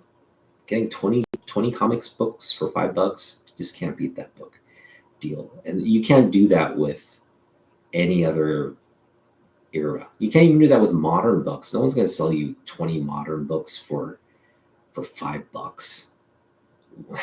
So, if you grew up in the 90s, like, just appreciate that level of value that you're getting. If you read those books, or if you put them on the wall or whatever, and just like, that book isn't worth anything, but I read that book and enjoyed it, and I'd like to have it on my wall. It's a nostalgic kind of trip. So yeah, that's where I am. But yeah, going back to San Diego Comic Con, yeah, a lot of great deals in the 90s. I mean, hey, I think I just saw something recently where the 90s books are now spiking in value. The ones like Jim Lee books, the Key Larson books, the Key Silvestri books, the Key Spawn is obviously like first and foremost, like at the forefront of the 90s. This again, the rise in key values. Those Spawn books are now gonna spike, right? And people are wanting to collect the newsstands, because those are the rare ones. So like there's collectability there in terms of rarity, scarcity. You can pick up the 90s newsstands. They're hard to find. They're actually rare, but that's where you can focus if you want. And you can pick up newsstand copies in the dollar bins.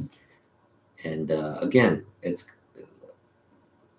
who knows if it'll have legs, but I'm telling you, 30 years from now, when we're gone, we're dead, and you have kids collecting, like, they can't collect Golden Age, Silver Age, Bronze Age because they're priced out.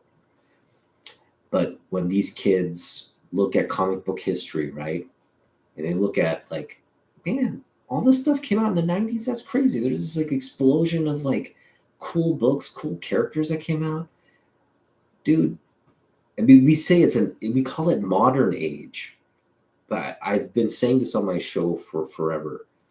It should be called the 90s age. Oh, like we should put in what was a metal. I think I mentioned this last time. We should call it the Metallica age. I said we should call it the Metallica age, the 90s age. Because the Metallica age, and I'm talking about specifically late 80s to like a mid 90s, right? Yeah, I want to say like 88 to 95 there's no period like that. There's just no period, just from a news standpoint, from like, again, I mentioned all, I'm rehashing this idea, but 88 to 95, the most the best time for not only collectors, the best time for the hobby, right? People were just buying books left and right. The hobby was very healthy, very strong. Wizard. I mean, is there you look at all these collecting apps and stuff and price guides and stuff, but was there anything better than Wizard at the time? It was just this like 90s price guide with all this comic news, Hollywood spec, like all the stuff that we do now on these apps. It was there in like a magazine form, monthly magazine form. You can't replicate that in today's age. Just there's no, obviously it just died though because of the internet. But it's just that, and that's the thing, is a pre-internet age, or it was an age that came about as the internet took off. So you saw improvements, paper quality. You saw improvements in art, design, layouts, color, inking, everything. Everything was entering into the digital age. The quality you have now in modern books was what developed in the 90s, right? So you just had this incredible amount of innovation happening at a time in the hobby where, like, with all the superstars, right? The Marvel, the Marvel departure, the Liefelds, the McFarlanes, the Lees, the Silvestris, these like high profile comic book guys that were bigger than life. Everybody wanted to have a piece of them, or get their autograph or signature. And then you forget about the stalwarts in the hobby, like the John Romita Juniors, the Bill Sienkiewicz's, the guys that were just like in the trenches, like just putting out amazing books, right? And then you have the superstars like Frank Miller. So, in terms of like creatives, in terms of content, in terms of gimmicks, the 90s had it all. And when 50 years from now, what will people be wanting to collect? They're going to want this slice of history. I'm telling you, it's gonna come. And already you're kind of seeing that. You're seeing like modern collectors want McFarlane books. They want the Batman, for what is it, for whatever, the McFarlane Batman cover. Everybody wants that. Everybody wants Spawn, like the ASM 300. They're homaging that to death. I still want that book, but am I going to pay $1,000 for that? No. I'll pay $300 for it. I won't pay $1,000 for it. But I mean, you get my point.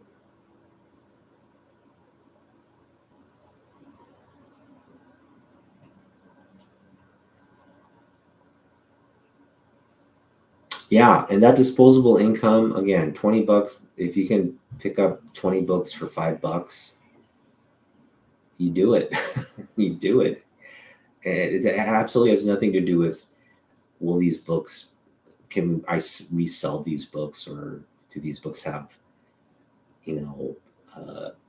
value by hobby definitions? No, it's just a complete nostalgic buy, right? It's a walk down memory lane. It's like, I remember, I remember Team 7.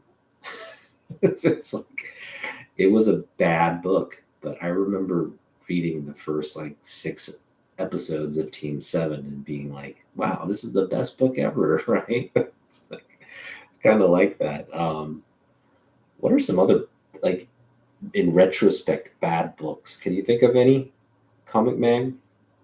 Like, what makes you like not want to collect the 90s? Just put out a book there. I think you mentioned like I think Wildcats was good. Wildcats was a good book. It just was a lot of flash and no substance, but sometimes just having flash, having a lot of just the word I'm looking for is like, you can sometimes judge a book by its cover. Sometimes just the cover art is a good thing. For the purists, probably no, but for me, like, I enjoyed all the Jim Lee art in those books. Just is what sold me, and that's what kept me coming back for more each month. The Silvestri books as well. Because Silvestri was also very, like, Cyberforce. I think Cyberforce and Wildcats were the two main, like, and Spawn. Don't get me wrong, Spawn was big. I bought a lot of Spawn books.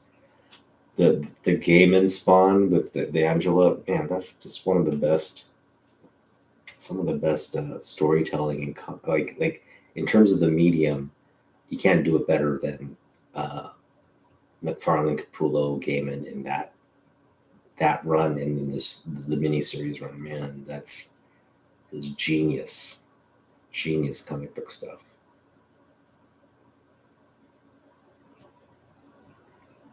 Yeah, like, but so I grew up reading 80s comics and stuff, right? And like, Secret Wars was big, right? Secret Wars was big. There were a lot of sort of those just big moments in the Copper Age as well.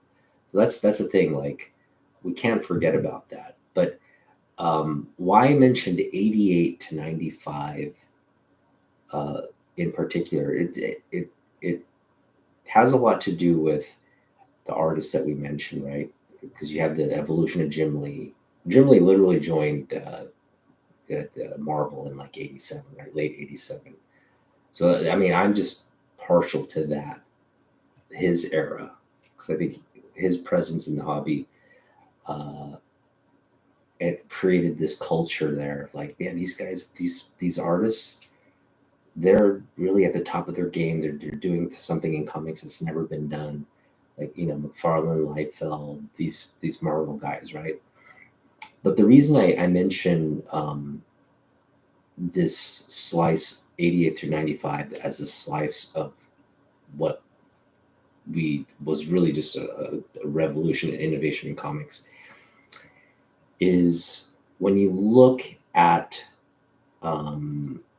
books in the mid 80s, and there's a lot of great stuff there as well, don't get me wrong. I love like the Copper Age as well. A lot of great books. I can only speak from like an X-Men standpoint, because you had the reprints of Byrne and Claremont, classic stuff, right, from the late Bronze, being reprinted in classic X-Men. So the sort of like a half generation that was kind of behind could get caught up. And then you had that great mid 80s run, like I would just say like 80s run of X-Men books, right? Those are just all great books. The Cockrum, the people forget, John Romita Jr. was doing art in some of those books. The Silvestri run is just magnifique. But so aside from all that stuff, my point is Frank Miller, Dark Knight Returns, Batman Year One, that was like pivotal in comics, right? That was just like, whoa, this is the potential. And he'd been doing it in Daredevil, right? But so all that stuff in Daredevil, just he kind of reformatted it into Batman. And with the Batman movie coming out and all that great, like all the great Batman stories that were coming out right around that movie, like Batman was Batman was killing it. I mean, there wasn't a better show in town in comics than Batman at the time. And I speak very I speak very, what's the word I'm looking for? I don't speak objectively. I'm very subjective too, because I grew up, I was like plopped right in as a middle school kid reading Batman comics, right? Reading Killing Joke, reading Batman Year 3, Death in the Family, and just being spoiled.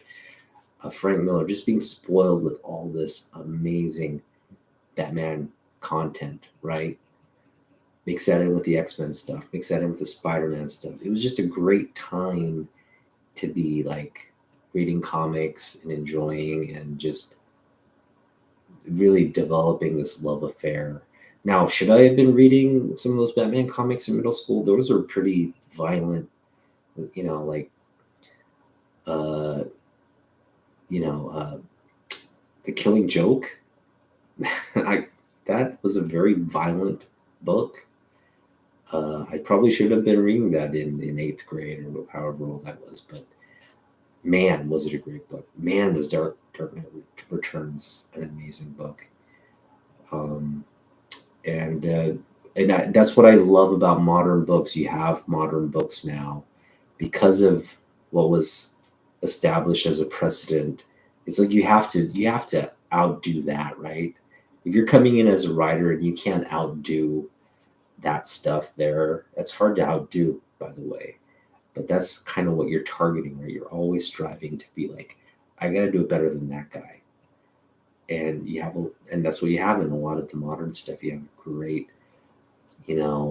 sort of cinematically geared content that deal with all these like larger themes, and they do it in a way that builds to the action and stuff. So they're just great. I'm really looking forward to reading this actually. And if you've read this, let me know. It's The Black Label. I just checked it out from the library. Hope some of you are still there.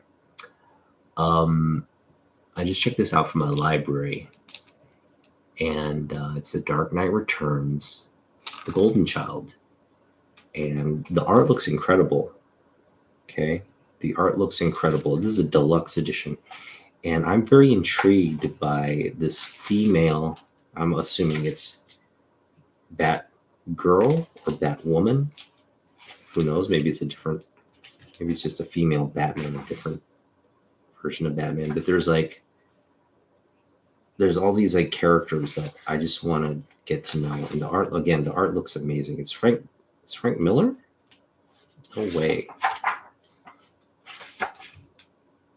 No, the artist is Raphael Grampa. But it's done in this like Frank Miller-esque style. That's very Dark Knight Returns like vibes. And I'm just so looking forward to reading this. And I am sure I will be very impressed. Look at this, man. The bonus section. I just have to go and get this book. If I enjoy this story, I'm definitely going to try to pick up these books. We'll see. So the verdict is not out on this book yet. I have yet to read it, but I am looking forward to reading through this. But look at that dark side, man. Raphael Grampa is Grandpa. That's literally his name, Grandpa. Not lion. I'm not saying grandpa. I'm saying grandpa. But this character, this female, like the dark side and this female Batman character design looks super, super awesome, man. Look at that. Oh, man, it's just sweet character design. It kind of reminds me of Berserker, I'm blanking on his name, but what's his name? Romeo? What's his name? Anyway, the guy who gets all evil in Berserker, man, kind of reminds me that has those vibes. That just awesome art.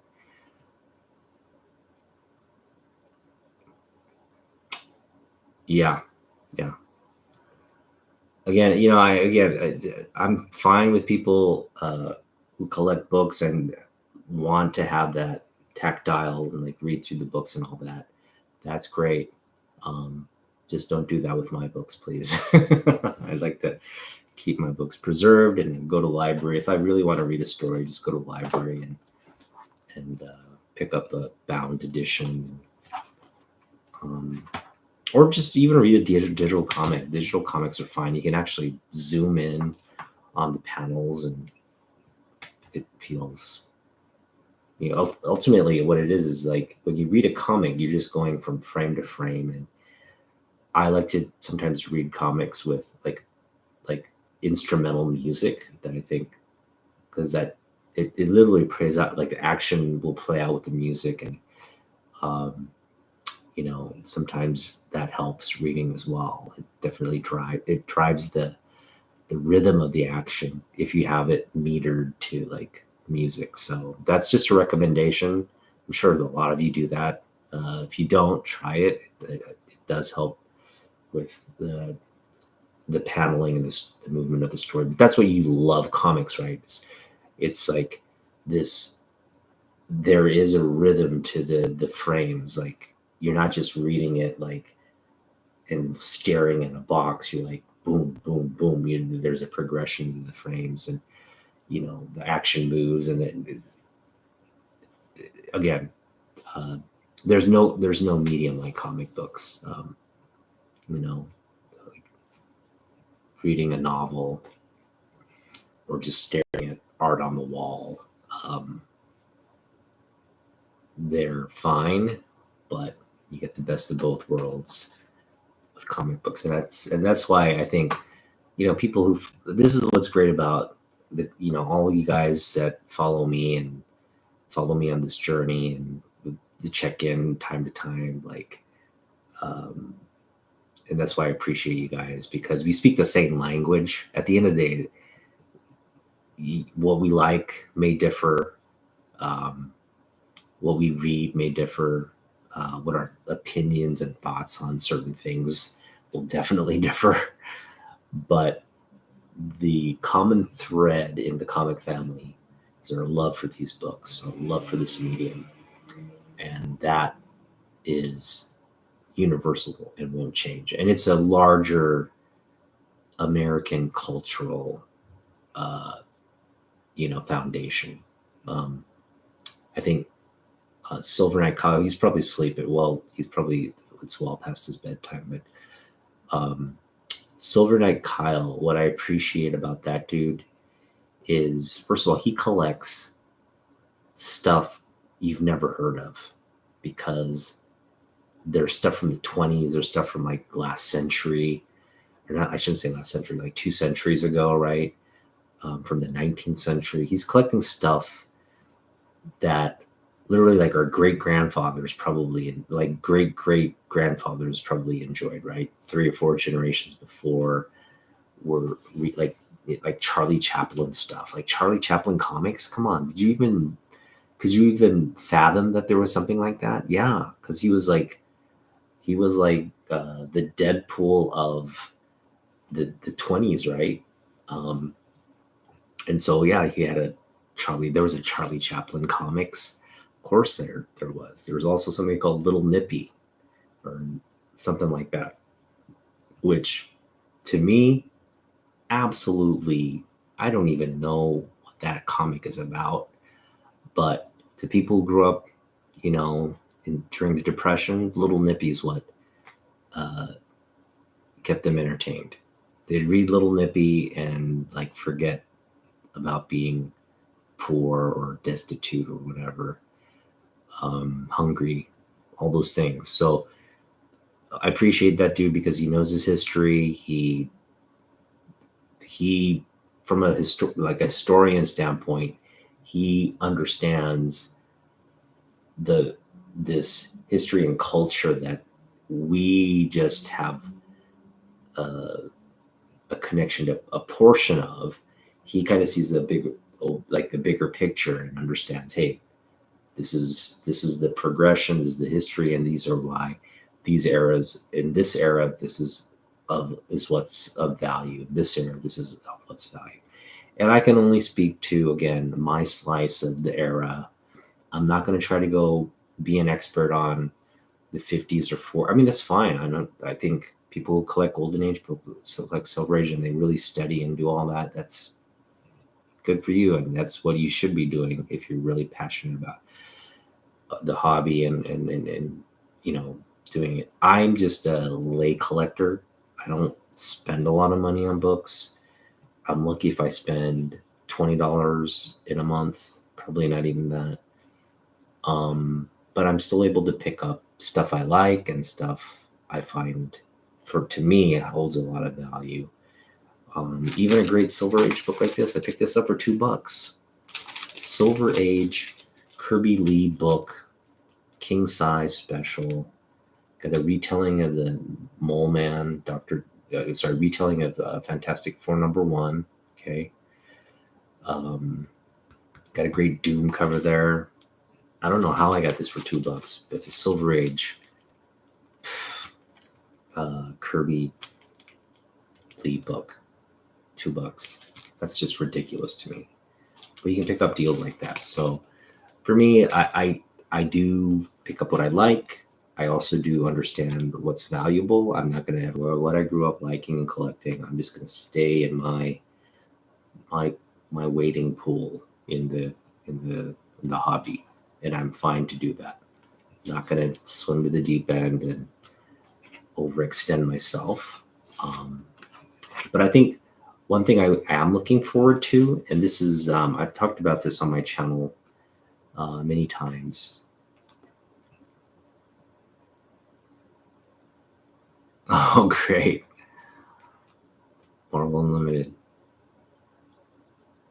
Yeah, again, like Silver Age Marvel, that's where you want to collect. Golden Age DC, that's where you want to be. Like, can I afford any of those books? Should I go after those books? Should I spend thousands of dollars just so I can say, like, look, I've got, Superman, 50 on my wall. Eventually, hopefully someday I'll have the fortune of having some of those books, but not a priority for me. Not gonna. Again, I'm happy to stay waiting in my end of the pool and picking up the books I really have a connection with, that are nostalgic for me, because I do value these characters. Like, the reason I wanted Superman 50 is because I grew up loving Superman as a kid, and not so much in the comics. I didn't read a lot of Superman comics, but I did like Superman in DC. I did read comics. Um, I mean, I shouldn't say I didn't. I just had, in terms of the hobby itself, I read Superman, but it wasn't like my favorite title. He was my favorite character, but he was not like a book I sought after, because the Superman story is, at the end of the day, just sort of this like broken record, right? You read one Superman story and you kind of read them all. There wasn't even the breeding run. They introduced all these characters and like put them through all these like trials and tribulations, but it wasn't really a compelling. It was great. It was decent. I shouldn't say it was bad. It wasn't bad. It was just like there was so many other better books than the breeding Jurgens run. It's a blasphemy in certain circles, I'm sure. But you know, like, that's just the way I feel.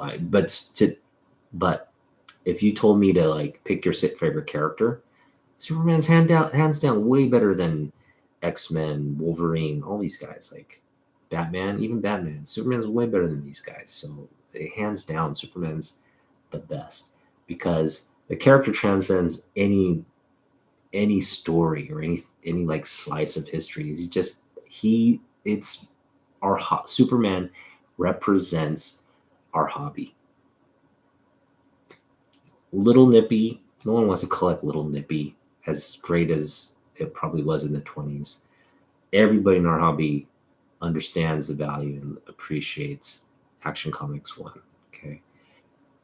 And you can give me all the AF-15s or ASM ones in the world. None of those will hold the value of Action Comics 1, or even it won't even hold the value of Superman 1.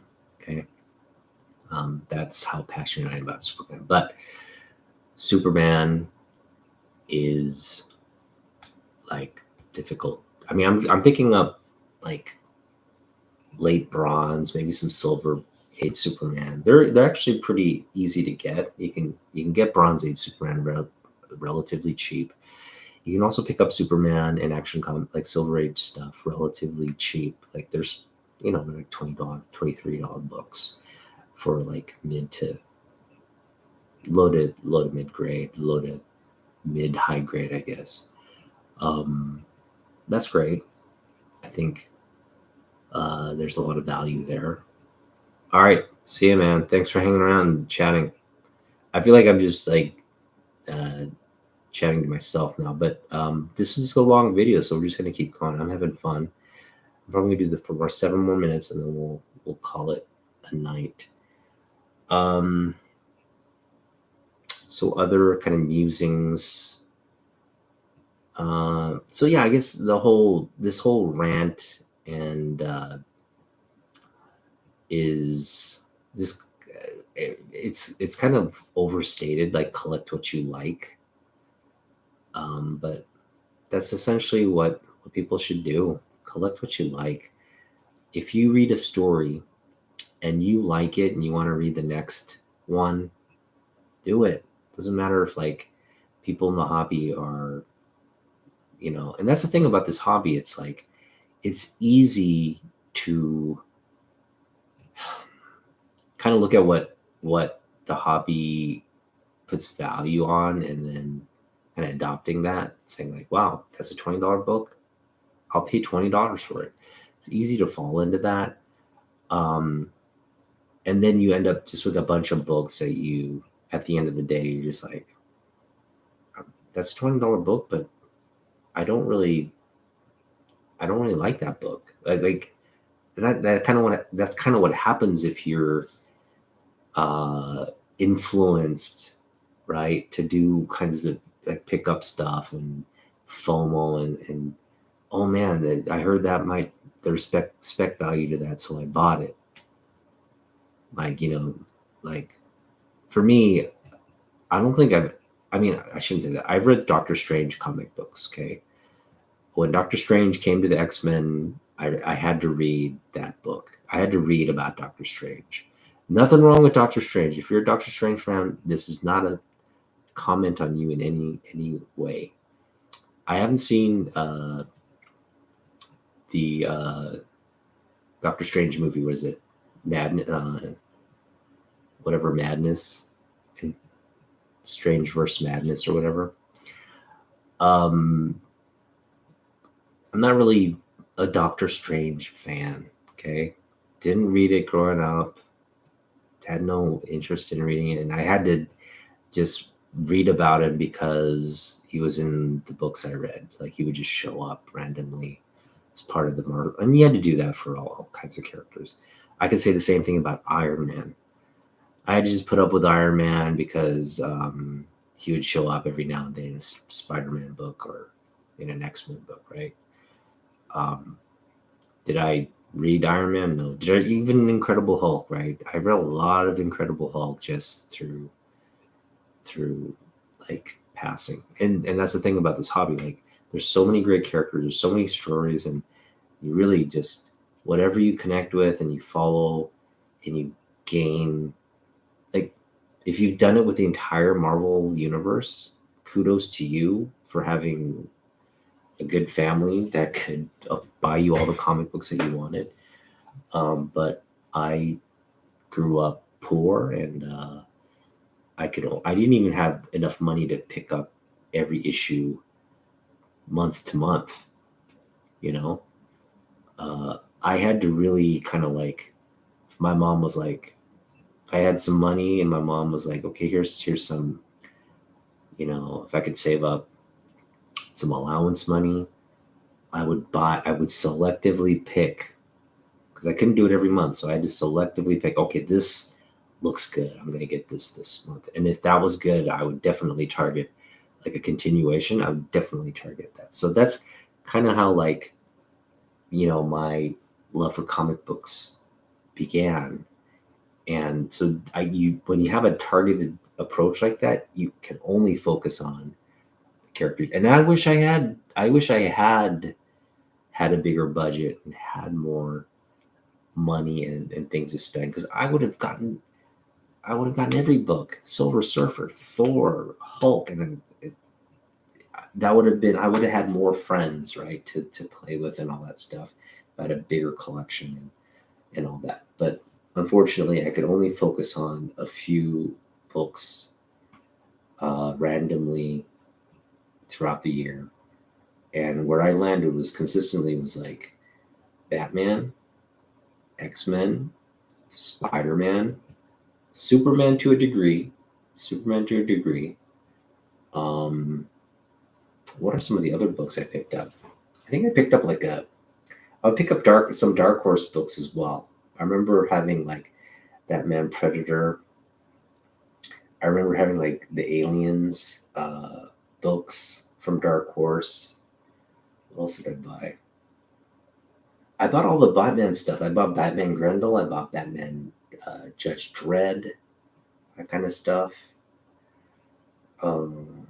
So obviously, a very heavily Batman influence. I think it was just the time period. Everything was Batman was the sheet back then. So yeah. Uh, so yeah, collect what you like and don't don't regret it. And then that's the thing. Like I find I have that same approach with now as an adult. Now as an adult, I find myself not giving myself a large budget. Definitely like constrained by, like I said, I I think when the pandemic started and I got right back in and I had my original collection. There were some big books in the original collection. Um, but we were looking to add. I went right for the big books, the books that I just wanted. I went right for them, and I paid a pretty penny for them. Like I ended up spending like I think in the first 6 months, I definitely had spent like $1,000 on books. And were they good?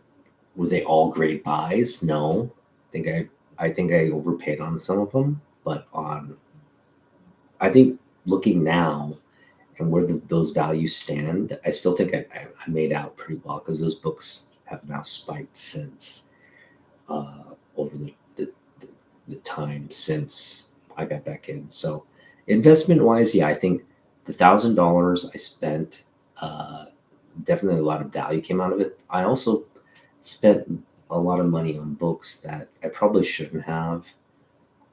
They're just kind of sitting here. I still want them in my collection, but they're just not going to ever become or be worth anything. But yeah, a lot of I bought a lot of X-Men books, Jim Lee books. I really targeted Jim Lee, so it was money well spent. Also targeted like GI Joe, the silent issue. Got that. Had to get that newsstand. I got the Secret Wars #8, the newsstand. Had to get that. There are just some big books I had to target, and so we were happy to do that. Now, where I am, so I kind of dove off the deep end when I initially got into collecting, and then we kind of just after spending that initial $1,000 in the first 6 months, I was like, okay, we just can't spend $1,000 every 6 months on books, and so my wife really pared it down to like a $30 a month uh, budget. And you can pick up a lot of great books for $30. You can hit the dollar bin books. You can just pick up a lot of Copper Age books, maybe keys. You can pick up maybe 3 or 4 keys even from the Copper Age. You can definitely pick up a lot of like mid-grade, Bronze Age, Silver Age books if you're selective and find a great deal. And that's what's great about this hobby. It's like you can pick up a lot of great books, not going to break the bank, and they can be significant to you for whatever reasons. And there's so many books. There's just so many things to collect. So pick your poison. Whatever you want to collect, there's a little waiting pool for you. Okay, so that's what I love about this hobby. But one thing I did become very focused on was like not to do FOMO, not to follow the trends, not actually I'm very, and that's the thing. When you look at this video, the start of this video, me picking up Wolverine 88 may seem like, oh man, you just went out and got it because it's a hot book. No, it may seem like that, but I actually didn't. I want that book, but I was on purpose, like just not wanting to buy that book, avoiding to buy that book until maybe months from now, or just until the book receded in value and I could pick it up. So I was waiting. I was in the process of waiting. And this trade just kind of came about randomly because I went across a post. I was like, you know what? Let's just offer him stuff and see what he'd want for that book. And got around to it, and I'm like, it was like value I wanted to do. So I have that book now. It's coming. I'm glad, but for me, like I really resist the FOMO stuff. And I'm gonna come back. I'm gonna circle this all around to the sort of the main point that outlines me as a collector. It's not 90s. It's not Jim Lee even. It's not like Neil Adams. It's not a specific age. It's not any of that. What it is it's the process of adding a book to the collection. And more, it's for me, it's becoming the process, meaning I have $5 in my pocket. I have $10 in my pocket. I have $50 in my pocket. I don't want to spend a dime of that money unless fate wants me to spend it. Does that make sense? Okay. So I'm talking about, if you watch my videos, you know what I'm talking about. Fate, the Korean concept of fate is unmyeong. And what that means is you don't have control of what happens to you. There is this larger path that you're on. You're just on a path. You're following it. You can plan as best as you want. Okay. You can seek out people you want to meet. You can try to control that path as best you can. So for me, yeah, I could hit up this LCS or I could hit that LCS. I'll choose to hit up this LCS. But in terms of what happens at that LCS, who you meet, what books you buy, or what books you run across, that's completely up to fate. It's completely up to Unmyeong, and it's just the path you're on and the path of those books, and you collide. Okay, and it's completely random. It's a complete variable. There's no way to predict it unless you have like guys at the store calling you and saying, hey, this just came in. Unless you have some kind of system like that, which most people do, I guess, try to plan it that way. That's fine. And that's a smart way to do it. Like say, hey, I want this book. If it comes in, let me know. That's actually a very smart way to do it. But there's no fun in that. What's fun is to go out, like have a strong foundation of knowledge of what you want. It's about knowing yourself. It sounds cliche, Matrix-like, but know thyself, right? Knowing you, what you like, what you put value in, like a Lion-O Jim Lee cover, right? That's just, for me, it's like an orgasm, okay? If I find that in the wild, whoa, it's an orgasm. But my point is, you go out there and you hunt. And Craven, you're gonna, if you're watching this movie all the way to the end, I appreciate you, bro. Thank you for the trade. I'm looking forward to sending these books out for you to get them and be, just completely. I hope you're happy with them. Is my point. I know I'm going to be happy with your books, so I think it's just going to be a mutually like satisfying transaction. So thank you for that. I'm going to look forward to just following. Again, I don't buy a lot of books, so you probably won't. I probably won't ever buy a book from you. But if you're down to trade more books, I'm definitely down to do that. So kudos to you. So again, I have money in my pocket. I do go to half-price books, comic book shops, and I do hunt. And that's the fun of it. That's the fun of it, because what you're looking for is a book that comes across that you want in the price range that you want it. You're not paying shipping fees. You're not doing any of that. And you're buying it. Okay. And it's a split. Maybe it takes you a few minutes. Maybe it's a split decision, a split second decision. Maybe you just pull it out, have a pile of books, and you whittle them down and just get the ones you really, really want. But I'm getting more disciplined in that. I'm training to do that. So I'll leave key books at the store. I'm specifically talking about half price books, right? I'll leave a $25 book that I can pick up for $2.50 at the store. Why? Because I don't want to add it to my collection. I will pick up a $5 book.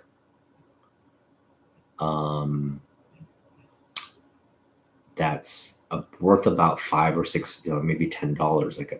So if it's a Bronze Age book that's worth $10 and it's selling for $5, I'll pick that up. I'll pay a little bit more for it, but I'll pick that up because, again, it's about knowing yourself. It's about the unmyeong. Now, $25 book for $2.50. If I flip it and I sell it and I make that profit, boom. Yeah, that's, if I could do that on everything like that, I'd pick it up. But I don't want to pursue stuff like that anymore. The real discipline. Now, I will pick up a Strange Academy #1 for $2. Or what was I pay for that? It was a $3.99 book, so $2. Okay, I'll pick up that for $2 because you'd be a fool not to. But like a $20 book, like a modern book, like a variant cover or something like that, it's just that Key Collector says is like worth $20. No, I'm not going to do that. But I will pick up a bigger book for again, if that margin is really up there, you'd be a fool not to do that. And that's part of the unmyeong. Like if you run across a book like that, you instantly know, hey, man, this is a $100 book. I can pick it up for $2. I'm definitely doing that. You do that. But where the unmyeong really resonates, okay? So there's levels to unmyeong. And I would say that pickup, the $100 book pickup for $2.50, that's up there. That's probably like the second best thing you can do on a haul, when you get a high value book for like pennies on the dollar. That's a win. The other win is, as I mentioned, picking up stuff on your want list, right? The stuff like I want this, and you have that mental list of books you want to add to the collection, not because they're like just FOMO, like hot stuff. It's just like I wanted that Wolverine 88 even before it became a FOMO book. But did I want that Wolverine 88 above? Like, yeah, it's like you want that book, but there's like a priority list of books you want above that. And again, the fact that I'm getting it is great, but the real haul in this trade is the Wolverine 27 that I'm getting, the newsstand copy, the high grade newsstand copy. That's for me the victory in this trade, and that was the linchpin in the trade. Like if that wasn't there, I wouldn't even have considered Wolverine 88. The Wolverine 88 was there among the value books in this trade, so I went with it, and that was fine. And then I would say the other tier of nostalgia books, or just unmyeong find, is like, it's hard to explain, but I think the Neil Adams example is probably the best example of something, because so in the back of, like, when I got back into collecting, and I was like, okay, how are we going to define what I collect? What do I really like? I already knew I like Jim Lee. And that's still where my focus is. Like, I was pretty much this entire year, I just like picking up Jim Lee books here and there. And I have quite an extensive collection of Jim Lee books now. But it couldn't just be Jim Lee, because it's a hobby, and so like I'll collect. So I was focused on 4 titles as well: X-Men, Spider-Man, Superman, and Batman. Those are the 4 titles I really like to collect and have the majority of my books to be. So it's not like I'm trying to collect every single one of those. I know people do that. They're completionists. They want to collect every like Spider-Man run from like 200s to 300s or something. That's fine. That's not me. I will pick up Spider-Man books if I get them cheap. So it's not off the list. So if I run into a Spider-Man book, copyrighted Spider-Man book, I'm picking it up. If I'm picking, definitely Bronze Age Spider-Man, I'm picking up. Bronze Age Superman Action Comics, picking up if I can get it cheap. Not so much Copper Age Superman. Copper Age Batman, yes. Any period of Batman I'm picking up. Even the modern. I have a lot of actually the game and Kubert run of books as well. Capullo, yeah, I love Capullo Batman.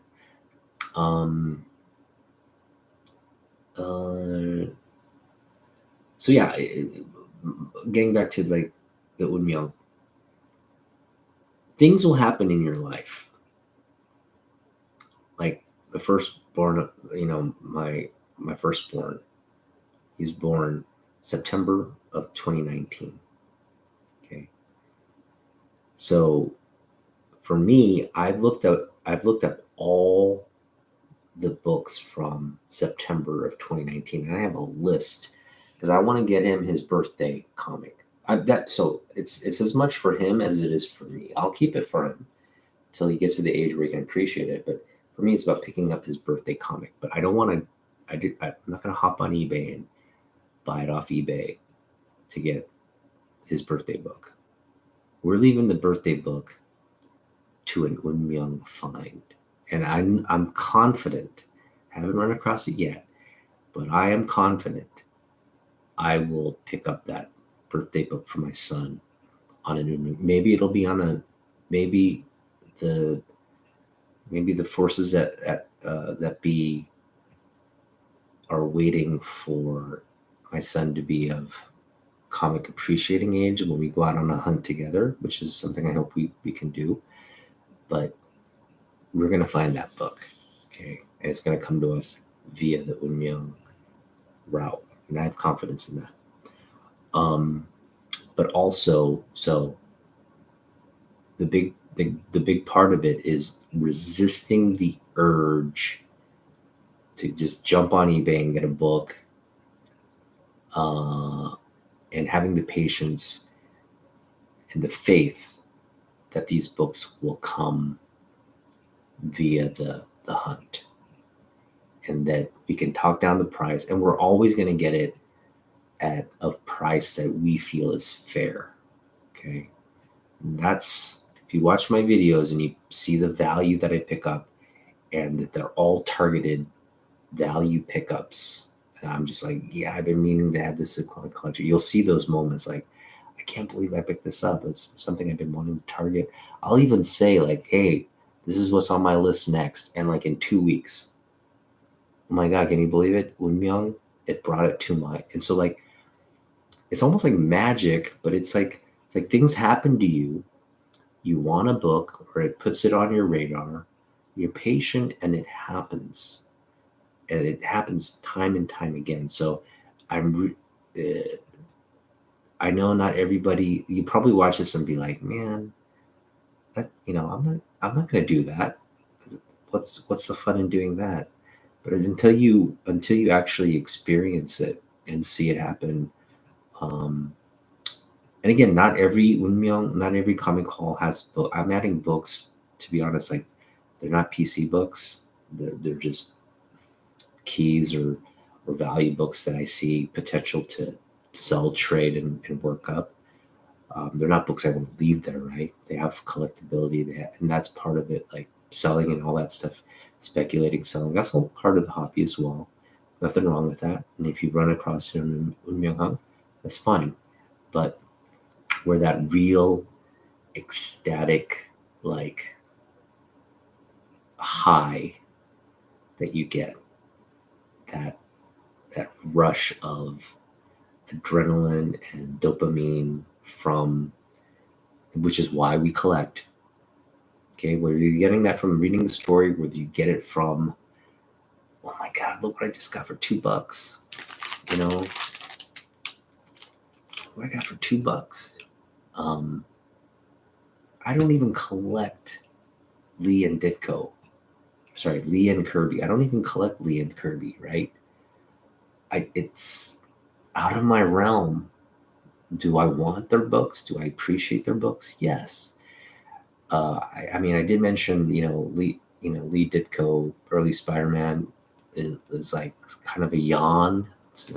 Ditko's not my favorite artist. That early Stanley stuff was really cheesy, but it got better. It got way better.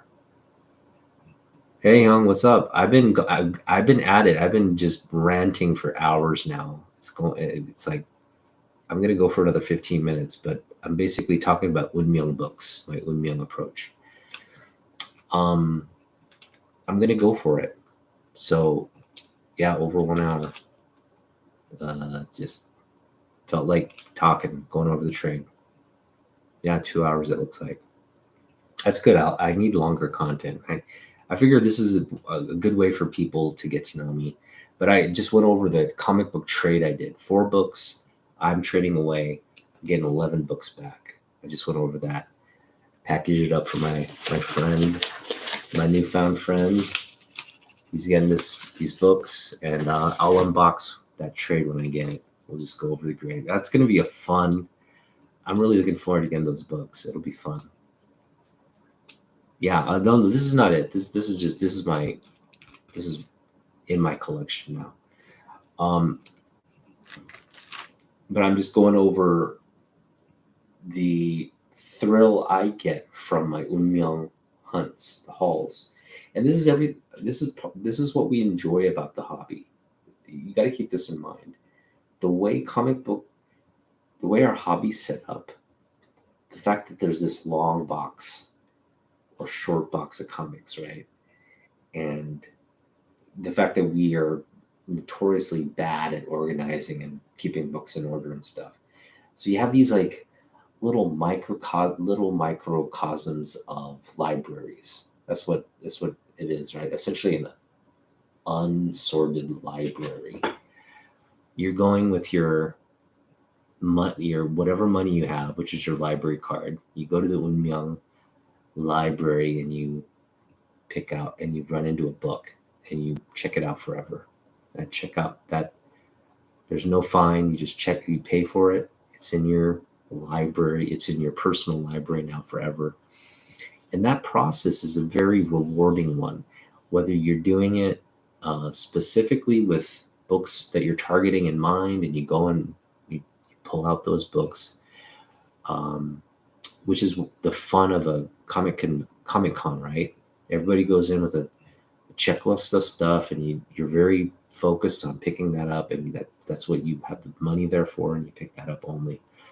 But again, these Unmyeong type hauls, they're very rewarding, satisfying too, because it's that's the thrill of just not knowing what to expect, but getting at the end of it, getting kind of what you want, and that for me is what it's all about. So I love Jim Lee books.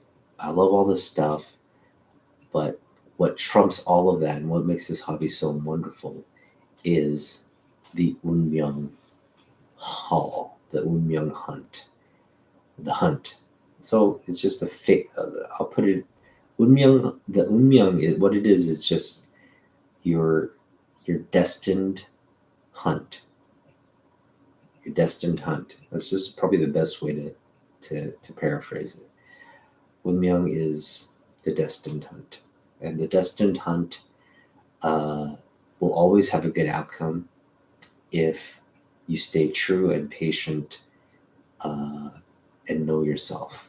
If you know yourself, you're true and patient, and you're also stingy. You're also stingy because part of a haul is that you could run into AF 15. You could run into it. Oh man, you're digging through a box. Hey, here's Amazing Fantasy 15. But at the end of the day, the guy who's selling it to you is gonna be like, okay, yeah, that can be yours for $30,000. Or no, it's what is $1 million for like a high grade one. Let's just put it at like 50,000, just to be fair. Yeah, I'll sell that to you for 50,000. That's not an Unmyeong. You found it, but did it come home with you? Is it in your PC? Do you value it? Were you able to pay for what you thought was a good value for it, or afford to pay for it? That's the Unmyeong Hall, and that's what's beautiful about this hobby. So, right. What are you doing up, Young? It's like 4 in the morning over there, or 2 in the morning. You just turned into a night owl, huh?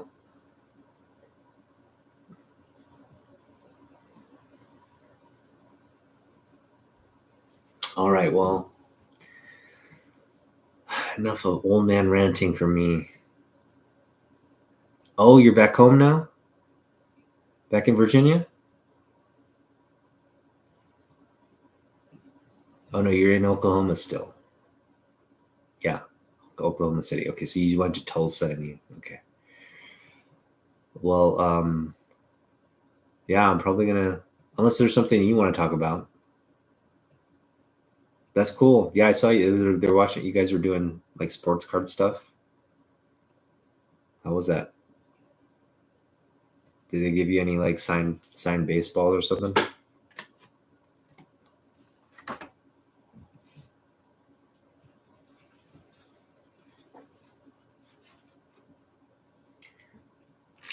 How'd that go?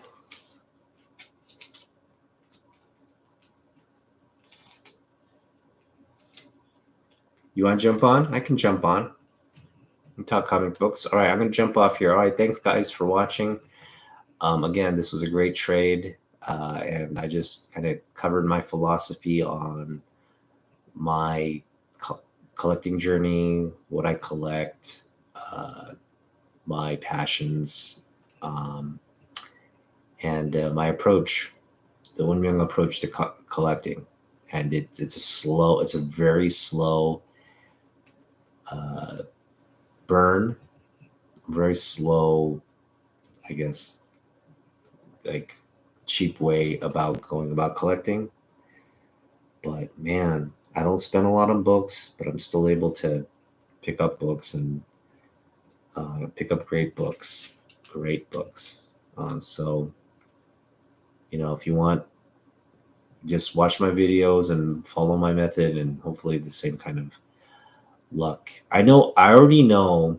Okay, I'll tell you this. I already know some of you out there are following my approach, or you try to mimic my approach to it, and you're having success with it. And I see you picking up some great books, and so kudos to you guys. I'm not going to name any names, but you guys know who you are, and so I appreciate you and I thank you for just having the same approach that I take. And I'm happy when I see you guys having success and pulling those books. It makes me happy. I'm just like, dude, yeah, that's Unmyeong. That's an Unmyeong Hall, and you'll see me comment on it too. I'll be like, dude, that's an Unmyeong Hall. Good kudos to you. So, and that only goes out to the people that are following me and can understand that. So, thank you. If if you guys, um, want again, if I'm not following you and you're watching me, leave a comment. If everybody leaves a comment, I definitely follow everybody who leaves a comment. If you don't leave a comment, you don't engage. I don't know who you are. I just know it. You know, I just have like 100 some odd followers. So yeah, if you like this content, you want to engage with me, you want to make a trade, dude, hit me up. I'm down to trade all my books if I can get stuff I want. Like a lot of my collection, I'm just picking up stuff. I don't even really want it, but it's because see potential there and I can trade it like I just did now. I'm getting 11 books that half of them I really want, half of them I'm going to wait and then probably trade them up for other books. But yeah, that's kind of where I'm at. So, all right, Young, I'm jumping off now. I'll meet you online on yours and we'll talk comic books. But yeah, thanks for watching. This is a long feed. And thanks for supporting the channel and listening to the rantings of an old Asian dude who loves the metallic age of comics. Bye.